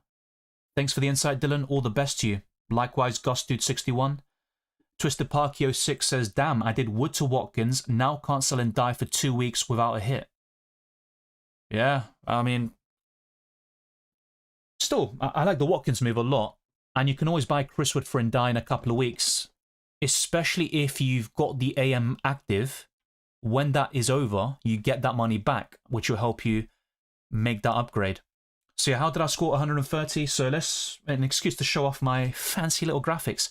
So this is basically how I did for, wait, Gameweek? Yeah. So this is the review of Gameweek 24. And it's also got the updated red flag for Ndiaye, yada, yada, yada. So I got 8 points for Sells, clean sheet against Brighton. Very fortuitous, I have to say, because at one point, Danny Welbeck hit the crossbar and it almost crossed the line. But yeah, he got the clean sheet. Trent started the first game, 6 points there. Then obviously came on against Everton. Colwill blanked. Mikalenko got 7 points. Unfortunately overshadowed by Tarkowski and co, like Branthwaite. Salah, Palmer, Gordon and Boomer was my midfield. So basically Salah carrying it and Palmer got an assist, 2 bonus points and a yellow card. Chris Wood hat-trick. Ndiaye did well in the first game, but unfortunately subbed off due to injury after 25 minutes against Liverpool. And Isak blanked, so the Newcastle boys let me down there. The same goes for Colwill, as mentioned earlier, and Boomer. But the rest did return, and you can see now my bench, and obviously I went for Arne Slot. That gave me a 15-point bonus. Valdie Morrison, Semenyo, Robinson, and Veltman on my bench. So Robinson, could have started him, but not too many regrets there with my benching decisions last week. So that is how I got 130 points. It was technically 134, but I did take a -4 hit to buy Mikalenko, who replaced Van den Berg, actually. But yeah, ultimately, you could have just taken your pick in terms of selling whoever. These are the prices at the moment. I'm pretty sure everything is up to date. But yeah, expect Ndiaye and Gordon to go down in price fairly soon. And Rodgers is now on my team. He is expected to rise in price tonight, as covered earlier in this video. There are no changes for managers in terms of prices. So Arne Slot remains 1.5 million. So yeah, that was my transfer this week. Gordon to Rodgers, very simple. I was considering taking a punt and going for Watkins, but my only route was selling Isak. If I could do Ndiaye to Watkins for a hit, I would have done it. But that wasn't the case. No benching dilemmas for me. I've got a pretty weak bench at the moment, as you'll see in this next section. But yeah, that is basically how I did in Gameweek 24 and my transfer for the following deadline, which has already passed now. Who did you want as a forward signing as an Arsenal fan in light of the injuries? Well, looking from an ambitious lens, you know, who I definitively want, Isak or Gyökeres. I understand that it's difficult to get them in January, but I also think it was a failing of the summer window. But for January, at least get a body in. Get someone on loan. I don't like Tell or Kolomwani as like a player to take Arsenal to the next level, but they could have done a job until the end of the season. And then, if they do well enough, you can maybe trigger, you know, the loan. And, you know, to trigger the buy option, for example, depending on who you signed. But ultimately, who I want is Isak or Gyökeres. Even Watkins, I would have taken Watkins. I think he's one of the best strikers in the Premier League. He's proven in this division. That would have been a great signing. For Arsenal to offer 40 million is taking the piss, let's be honest. They should have offered 60 million, get him over the line, and I think he would have done a very good job. And I'd be very confident of Arsenal still winning something this season, even with the injuries to Havertz and Martinelli. But having Watkins in there at least boost the morale of the club, not just the fans, but also the players themselves. But yeah, I think Watkins as a January signing would have been realistic. Maybe Brian Mbeumo, if you could get something like that working. Buying both of them, for example, which is probably unrealistic, but if you could get that to work, that would have been brilliant. But yeah, Arsenal didn't do what they needed to in the last 3 transfer windows. A net spend of 20 million, not good enough. Just simply not good enough. The one window where I was very happy with what they did was last summer in 2023. Where you say, fair enough, you got Raya on loan, you're going to sign him, you know, on a permanent very soon, and he ended up being a very good signing. Timber, unlucky with the ACL injury in Gameweek 1 of last year, but very good signing. Kai Havertz, 65 million, overpaid. He shouldn't be on that much money. You know, he is our highest paid player, but in 2024, he did a good job. We need someone else up front, and then you've got a decent forward line, and I think Declan Rice is a brilliant signing. You beat Man City to him, one of the best midfielders in world football, but ever since that transfer window, I think Arsenal have been very poor when they just needed 1 or 2 more last summer in 2024 to get over the line. Now, you could argue Arsenal need 5 to 6 players. That's the way I look at it. So let's go to FPL Challenge. Let's not look all too doom and gloom, I guess. So I haven't logged this in yet. I did have Gakpo. He is technically in my squad at the moment, but I am looking at making a change. Maybe Darwin Núñez comes in for me, or I go to Isak, for example. But I'm quite set on the vast majority of this squad, but just a bit unsure about who to replace Cody Gakpo with. Maybe I go to another midfielder and go to Luis Diaz, and I stick with one forward. That is something I am looking at. So maybe let's go to Luis Diaz here, or Marcus Rashford. That is my current team for FPL Challenge. Let me know what you think in the live chat. Emery is my assistant manager here. And last week I went for David Moyes, and I got 149 points in FPL Challenge, even better than my FPL score. Adil says, am I the only one who feels like the deadline for each game should be at the end of the minute? For example, today's 6:30 deadline. The deadline should not be 6:30, but... Oh, okay. I was actually expecting you to say something else, like it should be at kickoff. Maybe. Yeah, I guess I get what you're saying, but then again, you know, they're saying 6:30 is the deadline, so once it reaches 6:30, that's it. So, yeah, I think that would overcomplicate it a little bit too much, in my opinion, for a lot of people. I mean, I understand what you're saying, but I mean, look, an extra minute for the deadline, I'm not complaining. Ultimately, I think what Champions League do and, you know, the Euros and the World Cup with their fantasy games, I like that. Having the deadline with the first kickoff of the match day. Good luck as well, Wolverine. Hope it's fun instead of pain. Yeah, that is the hope, isn't it? Scary too, says Julian. Thanks, Dylan. Good luck, everyone, this week. Likewise to you. Hopefully you do very well. I started exactly who you said, and I'm now feeling good, says City. Hopefully it results in points, but I'm a bit of an idiot, so maybe that's not a good thing for you. Our assistant managership will survive next season. Thoughts? I mean, it depends on reception by the end of the campaign, but my feeling right now is yes. I think it will live to fight another day. Praying for Gakpo to be bench versus Wolves. I saw him last week, so I've actually got off quite lightly.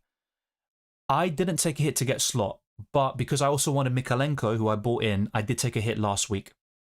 But I basically sold Gakpo to get Arne Slot in, and I'm quite happy with how things have gone. But that 98th minute equaliser, I can't speak anymore, by Tarkowski obviously resulted in David Moyes being the outstanding choice last week, and maybe Emery can be the solution this week, but I do think Slot is still a solid choice. LFC says, you're right, I'm a Liverpool fan, but need to try something different, hopefully to recover lost points. I get that. Hopefully it goes well for you. But yeah, thank you, Wei-Sing, as well. Very kind words. Nathaniel says, I triple captain Salah, hope he outscores his Double Gameweek 24 score. Never say never, but I don't think he will. How many hits have you done this season? More than -12, maybe close to -20. I'll have a look now, but I'd have to have a quick look. Let me see where I can get this up. But yeah, that's my FPL Challenge team right now. I think I'll stick with something like this. Probably stick with one forward, Ollie Watkins up front.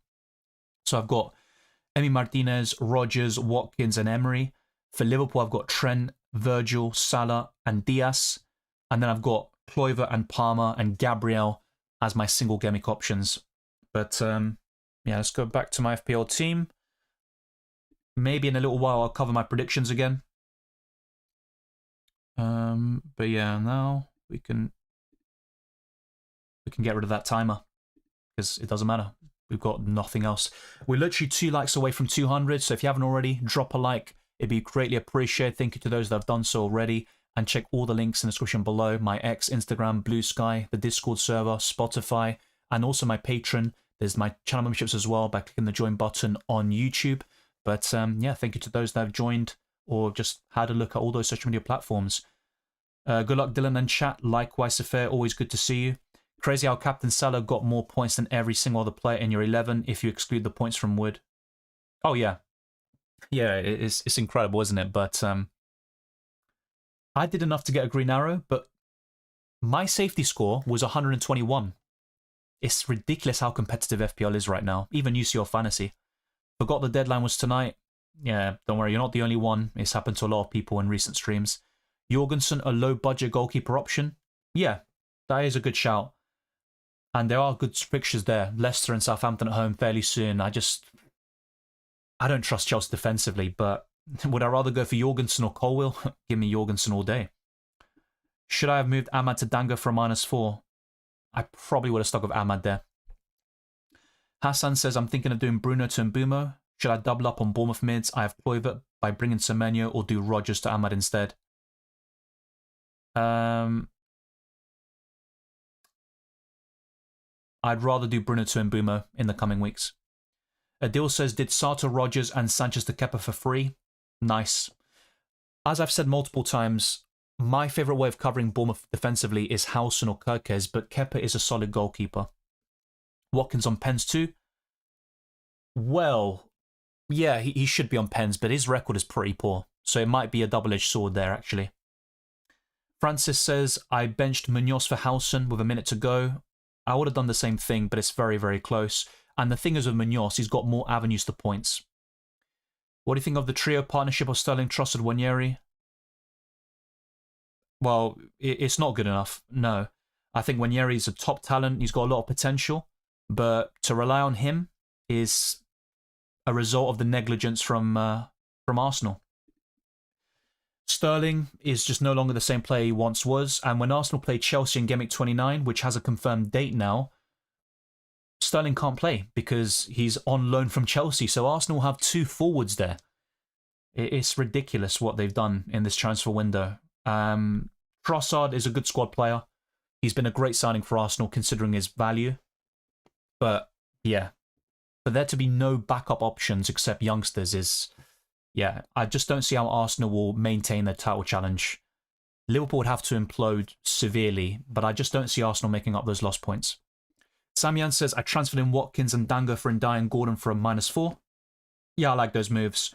I prefer Semenyo and Kluivert over Dango, but he's also cheaper, and he is playing up front until Evanesson returns. I was thinking today that ever since I've bought in Ahmad, I've gotten 8 out of 9 red arrows in the last 9 weeks. Maybe it's him. He's the first United player I've gotten in FPL. I'm a Liverpool fan. Yeah, there's a bit more to it than that, and he did score a hat-trick not so long ago, but yeah, I sometimes look at these things, like, you look at this changing, what was it, like, this game-changing moment, or just that kind of moment where everything switched. And yeah, I get that, because you are a Liverpool fan. Remember when the deadline was 1 hour before kickoff? Even that was much better. Yeah, and people still complained, but back then, and now it's even worse, 1 hour and a half before. And it's even worse for those, across the world who have kind of weird time zones when these deadlines hit. Come on, guys, 5 to 10 more. Yeah, and we've probably hit it by now. But yeah, thank you very much, Punjabi. Same to you. Happy Valentine's Day. Yeah, we're literally... No, we've hit it now. My stream just refreshed, so thank you. We have hit over 200. And yeah, in terms of progress for 32k subscribers, if we have a look, we are just over 100 away. So I'm expecting us to reach that milestone by the Tuesday deadline stream for UCL Fantasy. And if possible, I will do a reaction stream tomorrow for FPL and record UCL Fantasy videos. So either be a best team specifically, or I'll do best limitless and wildcard squads in separate videos, my team selection, and then of course the deadline stream. Wood Blank versus Fulham, City, Liverpool and Arsenal in the first games, yeah. And he scored against everyone else virtually, or returned. But we know he is good, yeah. Thoughts on PG O'Mel and more specifically Michael Oliver? Well, I mean, look, I don't like talking about referees, but they influence games, and it's not just this year, or the one before. It's been like that throughout Premier League history and throughout the time footballers existed. But yeah, Michael Oliver, I mean, look at the decision against, between Wolves and Arsenal to send off Lewis Skelly, ridiculous. Sending off Trossard against Man City yesterday, or on Wednesday against Everton, very, very poor performance. And he's supposed to be the best ref that England have. Let's not forget, by the way, cast your minds back to 2017, Juventus versus Real Madrid. Who was the referee for that dubious penalty that Real Madrid got? Michael Oliver. It's a very tough job, and referees make mistakes. We understand that, but just they're so inconsistent, and they're very, very, in my opinion, they show bias on a very regular basis. So in that regard, they're consistent. Well done. But yeah, I think the PGMOL is a corrupt organization. They need to be scrapped, rehauled, get the best referees in the country, not all just like English refs. Diversify it with, referees who are actually good at their job. Not going to happen, though. So yeah, Tustaparkipus's predictions. Let's put mine up. Let's see how they look in comparison. But yeah, just for those that aren't aware, these are my predictions for the weekend, which might give you an insight into why I think certain things in terms of FPL conundrums.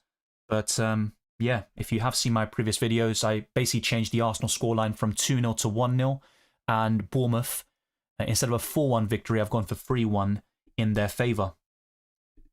So let's go for a few last questions and comments before wrapping up. But it's good to see people still here. You can have 5 in challenge per team. Yeah, exactly that. I mean, I might go for a 5th Liverpool player. I mean, I've got, what, Van Dijk, Trent, Diaz, Salah. I could go for a 5th. Maybe Gakpo. No, I'd probably go for Slot or maybe Alisson in goal. Why not Wood instead of Diaz in challenge? Double Gameweek, mate. That's pretty much it. And I've got Wood in my team. Pause. But I've got Chris Wood in my team, so there's no point. Yeah, a bit of fun, you know? Double Gameweek options. That sort of strategy for me last week did very well. I mean, I had Tarkowski, who had that dagger. I had Pickford, Moyes. RY says I did AM on Emery because I had 3 Liverpool. Yeah, that makes sense. And with Emery, I'm not as bullish on him as others would be. But for those that went for David Moyes, I think Emery's a suitable replacement. You've got the opportunity of table bonus against Liverpool. But as you can see on the predictions on screen, I think Liverpool win. And I could be wrong about that. But I have to say, I've recently gotten some predictions quite spot on. So I did say 1-1 between Liverpool and Everton. They did draw 2-2, but they dropped points. And people said, oh, you're being biased. You're an Arsenal fan. Well, just saying. Yeah, I got a red arrow of 116, I think. Some people got 130, and they triple captain Salah, and they got a red arrow. It's ridiculous. I don't see Jorgensen starting for long term, as Sanchez is his son. But he did say recently, I think it was yesterday, that Jorgensen is currently the #1 goalkeeper. Yeah, Sia Baraf, lineups are out, Dylan. All right, we'll go through that. Of course, I've got a few players involved, mainly Palmer, of course. So let's go through that lineup and see if that influences my predictions at all. So yeah, Jorgensen does start. Just a bit of a spoiler alert, yeah. Let's bring this up. So for Chelsea, Jorgensen, Gusto, and by the way, I appreciate the fact they've actually put it in terms of, you know, position. So Gusto, Chalobah, Colwill, Cucurella, Caicedo, Enzo, Madueke, Palmer, Pedro Neto, and Nkunku. So on the bench, Sanchez, Achimpong, Tosin, James, Dewsbury Hall, Sancho, George, Amugu, and Anselmino. Okay. Interesting stuff. Let's bring up Brighton, the home team. I probably should have gone for them first, so apologies, Twisted Parky. Apologies. Let's bring that up. Yeah, we'll full screen that a little bit whilst I get Brighton's 11. Let's see if they've gone for something maybe a bit different. All right. So this is Brighton's team. Verbruggen, Lamptey, Webster, Jorginho, Rota, Minter, Welbeck, Beleba, Mitoma, Van Heck, Veltman, and Hinselwood. Oh dear. Oh dear, Joao Pedro. So on the bench for Brighton, we've got Rushworth, Gruder, Joao Pedro, Adingra, Cashin, Gomez, Ayari, Vifa, and O'Reilly. Now look, Joao Pedro has, on a few occasions this season, come off the bench and done damage. I think he did against United, if I'm not mistaken, but I think the biggest example is Man City. A goal and an assist as a substitute. I do think United was actually starting at the Amex, but yeah, for those that wanted Joao Pedro to do well this week, it's not looking good. It's not looking good, but yeah. I was actually a bit suspicious about Brighton doing something like that, benching a somewhat popular FPL asset, either Mitoma or Joao Pedro, and there you go. It has happened. It's just a sensation I had now, you know, whilst we were going through the lineups, but let me know what you think of those 11s, and let's get back to your comments again. Watkins on pens is worse than tossing a coin. That's a great way of summing it up, yeah. Hassan says Rodgers to Ahmad or Semenyo. I'd keep Rodgers for now, but I get what you're saying. If I had to pick one, it's still Semenyo. Mohit says, why do we not know more about player availability in the Premier League, especially with betting involved? The NFL tells you well before the game kicks off which players are out with injury. Well, there is the thing about having a tactical advantage and keeping your opponent manager kind of guessing. So it's kind of been part and parcel of football for a long time. So I'm not really too fussed about it myself, but I get your criticism or concerns about it. Lewis Skelly left wing versus Chelsea when Sterling can't play. It's bleak, man. It's bleak. Marina up front, Calafiori, or Tierney as a left winger. It's just not good enough anyway. Maybe by that stage, maybe you rush Saka or Martinelli back, but I don't want those players rushed back. Ahmad's hat-trick is my one green out of the 9 weeks. That explains a lot. Joao Pedro, there goes the bad start to my gimmick already. Yeah. Dylan, are you active on IG? Well, yes, I don't post a lot. I mean, I mainly post stories, but not actual posts.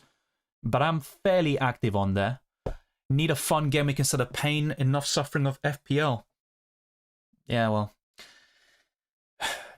Temper your expectations, that's what I'd say.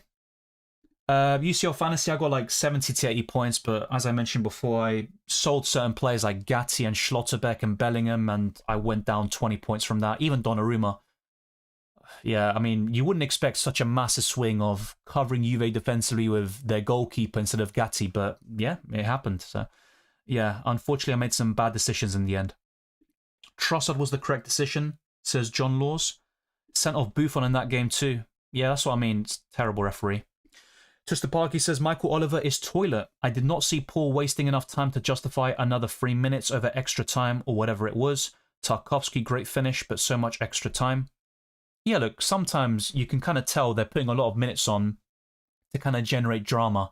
I sensed a lot at the World Cup, you know, Netherlands-Argentina. The game went on for way too long. It should have been ended earlier. And then when you expect more minutes to be added on because of time wasting, like Arsenal-Newcastle a couple of years ago, they don't do it. They add 5 minutes when it could have been 15-20. But yeah, they're inconsistent.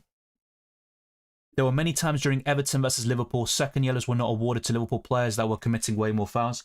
For me, he was terrible for both sides, but I understand why Liverpool fans felt aggrieved, but some of those same fans were saying to Arsenal, just get on with it when, you know, he did the Lewis Skelly red card or the Trossard one, and they somehow justify it because of the rival bias. I mean, ultimately, if people got together and called out bad decisions, irrespective of who it was against, I think refereeing would be better, but not going to happen. Our English refs just been bad. My referees in my country are bad before VAR. After VAR got introduced, it's better than before.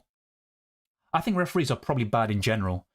You know, in Argentina, they're terrible. In South America, I mean, I can't really think of many good referees. But in the Champions League, for example, and there have been some bad performances, but generally speaking, it's much better than the Premier League. I mean, look at the referee between Real Madrid and Man City, the Leandro Trossard lookalike. I think it's called Turpin, the French referee. He did very well in that game. You could have said maybe he could have booked Bernardo Silva or booked the Real Madrid player, but I think he was spot on with most things. And this season, he actually refereed an Arsenal game against Atalanta. He gave the penalty for Atalanta, and he got the decision spot on. But you don't get that in the Premier League very often. Yeah, what's the story on you speaking Spanish? Yeah, so as you can probably see on the left-hand side, I've got the Argentina flag. Yeah, my family are from Argentina. I've got dual nationality, so that's how I speak Spanish. I'm top 5k in UCL. Nicely done. Hopefully you can keep on pushing. FPL is brutal. Yes, you're one of those people that mentioned the high score and the red arrow. Lol, JP is last on my bench. Nicely done, City. Good stuff. Yeah. Now, he could come off the bench and score against Chelsea, but let's not talk about that. There are shock results this game week. Yeah, it nearly always happens, yeah, but we'll wait and see. Yeah, as I just said with UCL Fantasy, a bit disappointed because I basically got rid of players that resulted in a 20-point swing against me, maybe even more, but I have to hold my hands up for that. Yeah.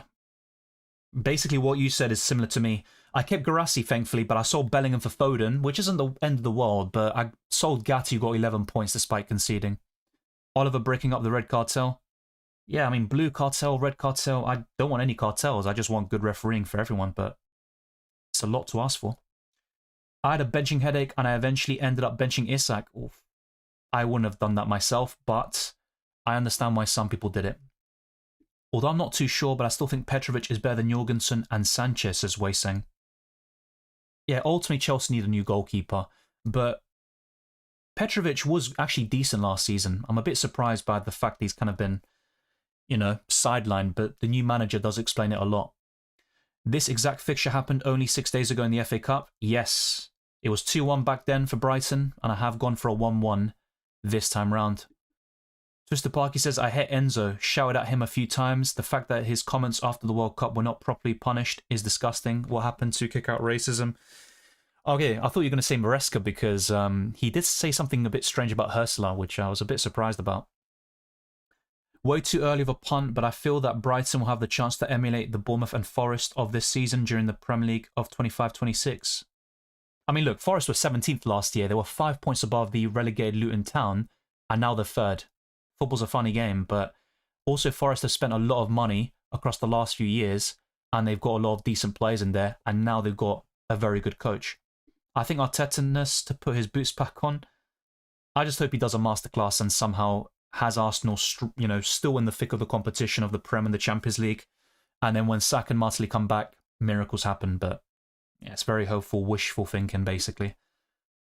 Ashwin says, I took a -8 this week. Watkins, Dango, Howson in for Gakpo, Gibbs, White, Hall.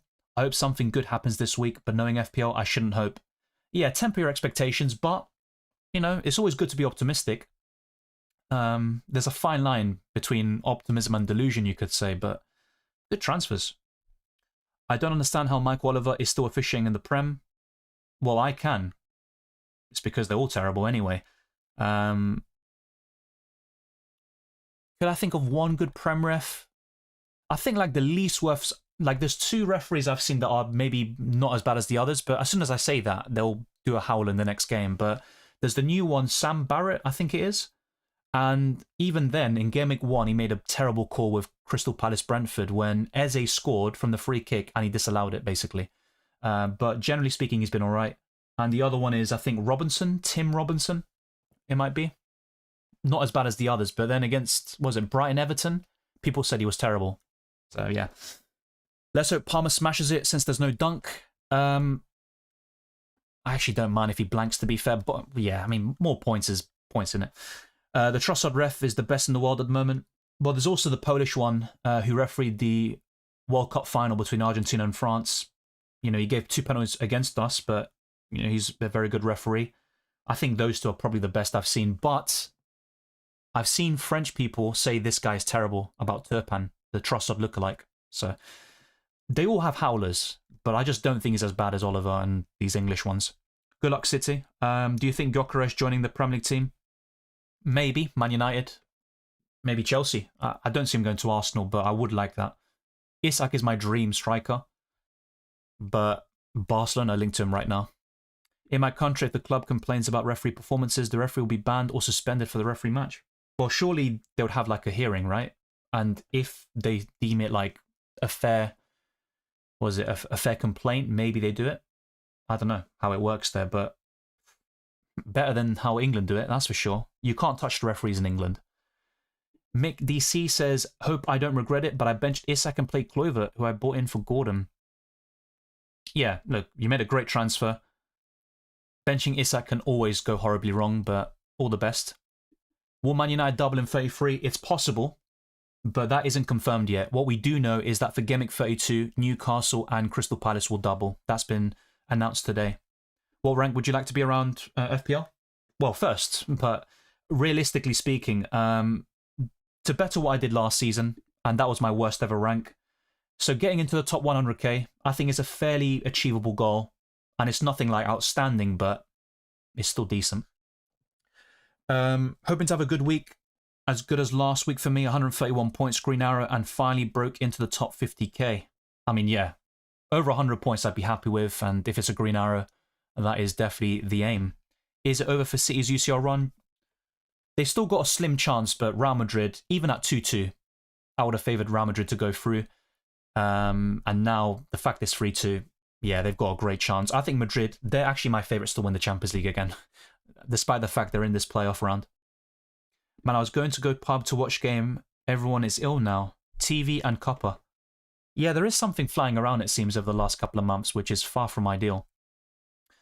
I was going to say it's been a while since I went pub to watch a game. That's a lie. I watched the Arsenal City game a few weeks ago. Good night, Dylan and guys. See you on the reaction stream tomorrow. That is the hope. If I'm available tomorrow, I will be doing it. And I also want to record some UCL fantasy and FPL videos, but stay tuned for that. Lau says Mikalenko or Nico Williams for Aina. Keep Raya or buy sells or Pickford for the remaining games. I'd keep Raya for now. Now, if Arsenal look completely dejected, sorry, I can't speak, completely dejected, yes, well done, Dylan, then maybe you see a big downturn in form, a lack of clean sheets, and you just sell Raya, but I'd keep Raya for now.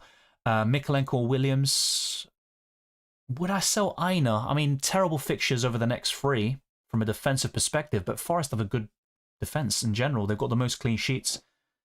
I'd keep Aina for now. That'd be my advice. In terms of starting, yeah, for this week would have been arguably Mikalenko, but yeah, wouldn't sell Aina. We need a new goalkeeper while we already have 9. Yeah, is it 9? I thought it was 7. That's terrible. It's Liverpool's year, everything falling for them. I mean, yeah. And look, they could still implode, but I still would back them to win the league. They've got no competition, in my opinion. Now, if Arsenal had those players available, even then you'd probably favour Liverpool, but now it's looking bleak for Arsenal. And I don't, like, Forest have done really well, credit to them, but they're not going to win the league. I mean, realistically, they're not going to do it. I don't own Watkins for this week. Should I be scared? You can't cover them all, mate. I wish I could go for Watkins, but no, my answer would be no.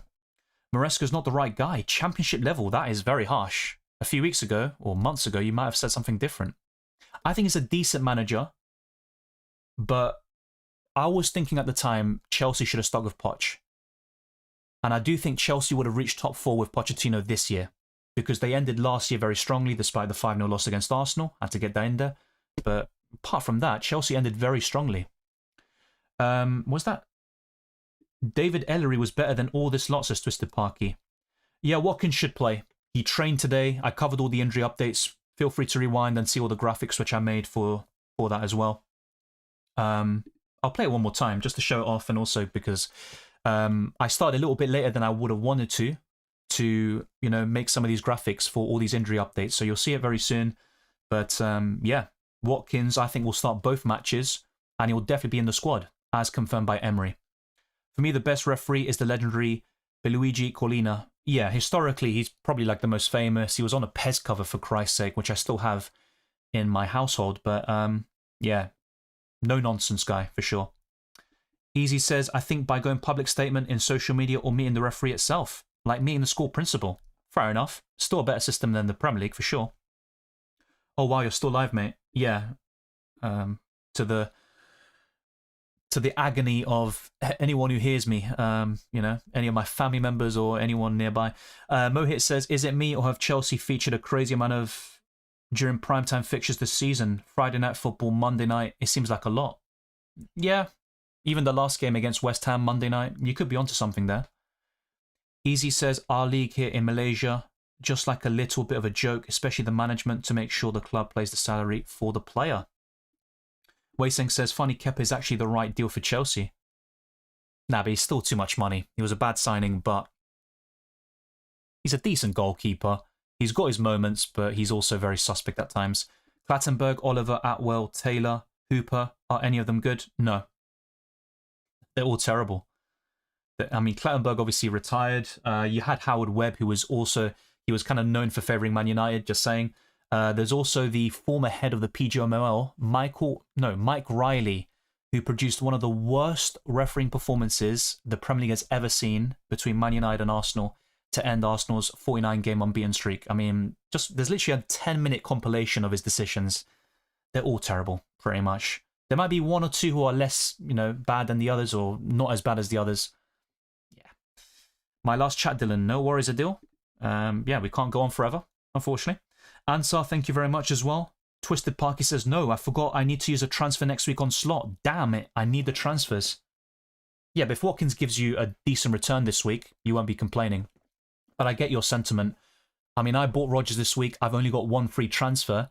And I'm looking at slot to Eddie Howe next week if Newcastle are 5 places or lower below Nottingham Forest going into Game Week 26.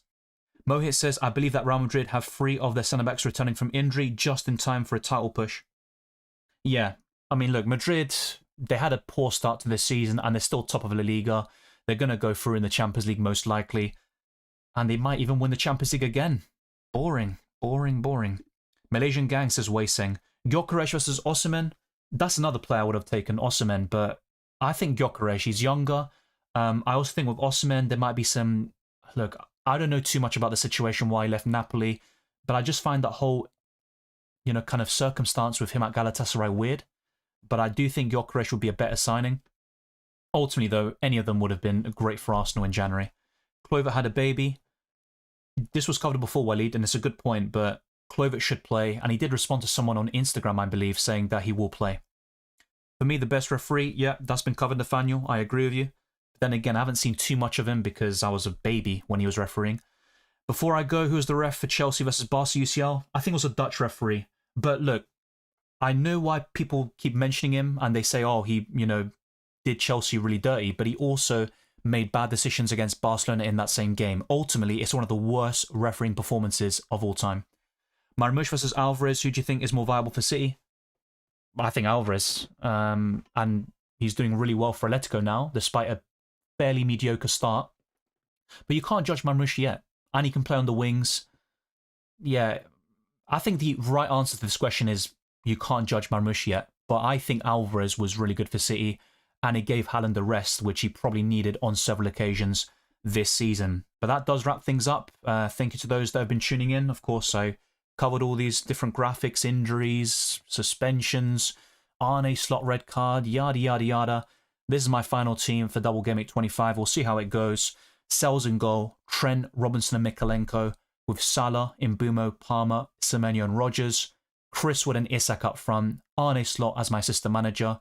This is the second week of the chip being active. I've got one more left in 26. Valdimarsson, Colwill, Veltman, and Ndiaye, who is out for the next couple of weeks. So yeah, Salah captain, Trent Vice, and I bought Rodgers for Anthony Gordon. Thank you to those that tune in today in this mammoth 3-hour stream. We just hit that mark. If you haven't already, smash the like button, subscribe if you're new, and hit that notification bell so you never miss a single upload or live stream. There could be a reaction stream tomorrow for FPL, so keep your eyes peeled for that. And I will be recording UCL fantasy content for match day 10, and there will be a deadline stream for that on Tuesday, where we're hoping to reach 32,000 subscribers, our new milestone. Check all the links in the description below for my X, Instagram, Blue Sky, and Spotify. There's also the Patreon and the championships for early access to my videos, amongst my other perks, and the FPL League Discord server, and much more. Thank you, Wei Sing, as well. Damn, missed the deadline. Never mind, too busy. Well, life gets in the way, right? And FPL is a nice distraction, but ultimately it's just a game. Easy says, Kepa's alone. Maybe he has been first choice. And he was at Real Madrid fairly recently too, right? But yeah, I don't know. I still think Chelsea need a new goalkeeper, which is crazy since they've got so many. Kluivert will score a hat-trick for this new baby and his wife. I did cover the team weaknesses for Southampton and also Kluivert's shot map throughout the entire season, and it does bode very well for him if he starts, which I think will be the case. Twisted Parky says Colina sure, but who is the best in the Prem? I'm not so sure, to be fair. The thing is, like, sometimes the best referees are the ones you don't notice. You might not even know their name, and there is more focus now in this kind of data-driven world about, the referees, how many bookings they give, and, the stats and the data. But, yeah, there maybe was a few good referees back in the day, but right now, I struggle to think of them. There might be one or two who are not too bad, but they could be in for a howler. I don't think Gakpo starts against Wolves, but we'll wait and see. You can also rewind and see the Arne Slot comments, but essentially he said that he took a knock and that's why he was subbed off against Everton, and they'll wait and see. But there are some reports today flying around that he wasn't in training. Do I just keep Slot now to avoid a -4? Well, I don't mind keeping Slot, but it is City away, and that is technically their kind of rival, right? Man City, Liverpool, over the last couple of years. I just think if Eddie Howe has that table manager bonus against Nottingham Forest, I take the punt. But for a hit, I get your conundrum there. Could you just afford to not make another hit or make another transfer, so you just do this transfer for free? I think right now my advice would be to keep Slot, but we don't know the full context yet. Who will get table bonus next week? Eddie Howe might be one of them, and he would be one of my primary transfer targets for Game Week 26. We have more goalkeepers than your attackers. Yeah, don't remind me, mate. I mean, Arsenal's situation is bleak. Against Chelsea in 29, they'll have 2 attackers available because Sterling is on loan. But hopefully, they get the job done, and Arteta does a masterclass. Thank you everyone for watching. It's been a pleasure for the last 3 hours or so. I'll see you very soon for more FPL and News Fantasy content. Take care, enjoy the football, and I'll see you very soon for the next few live streams.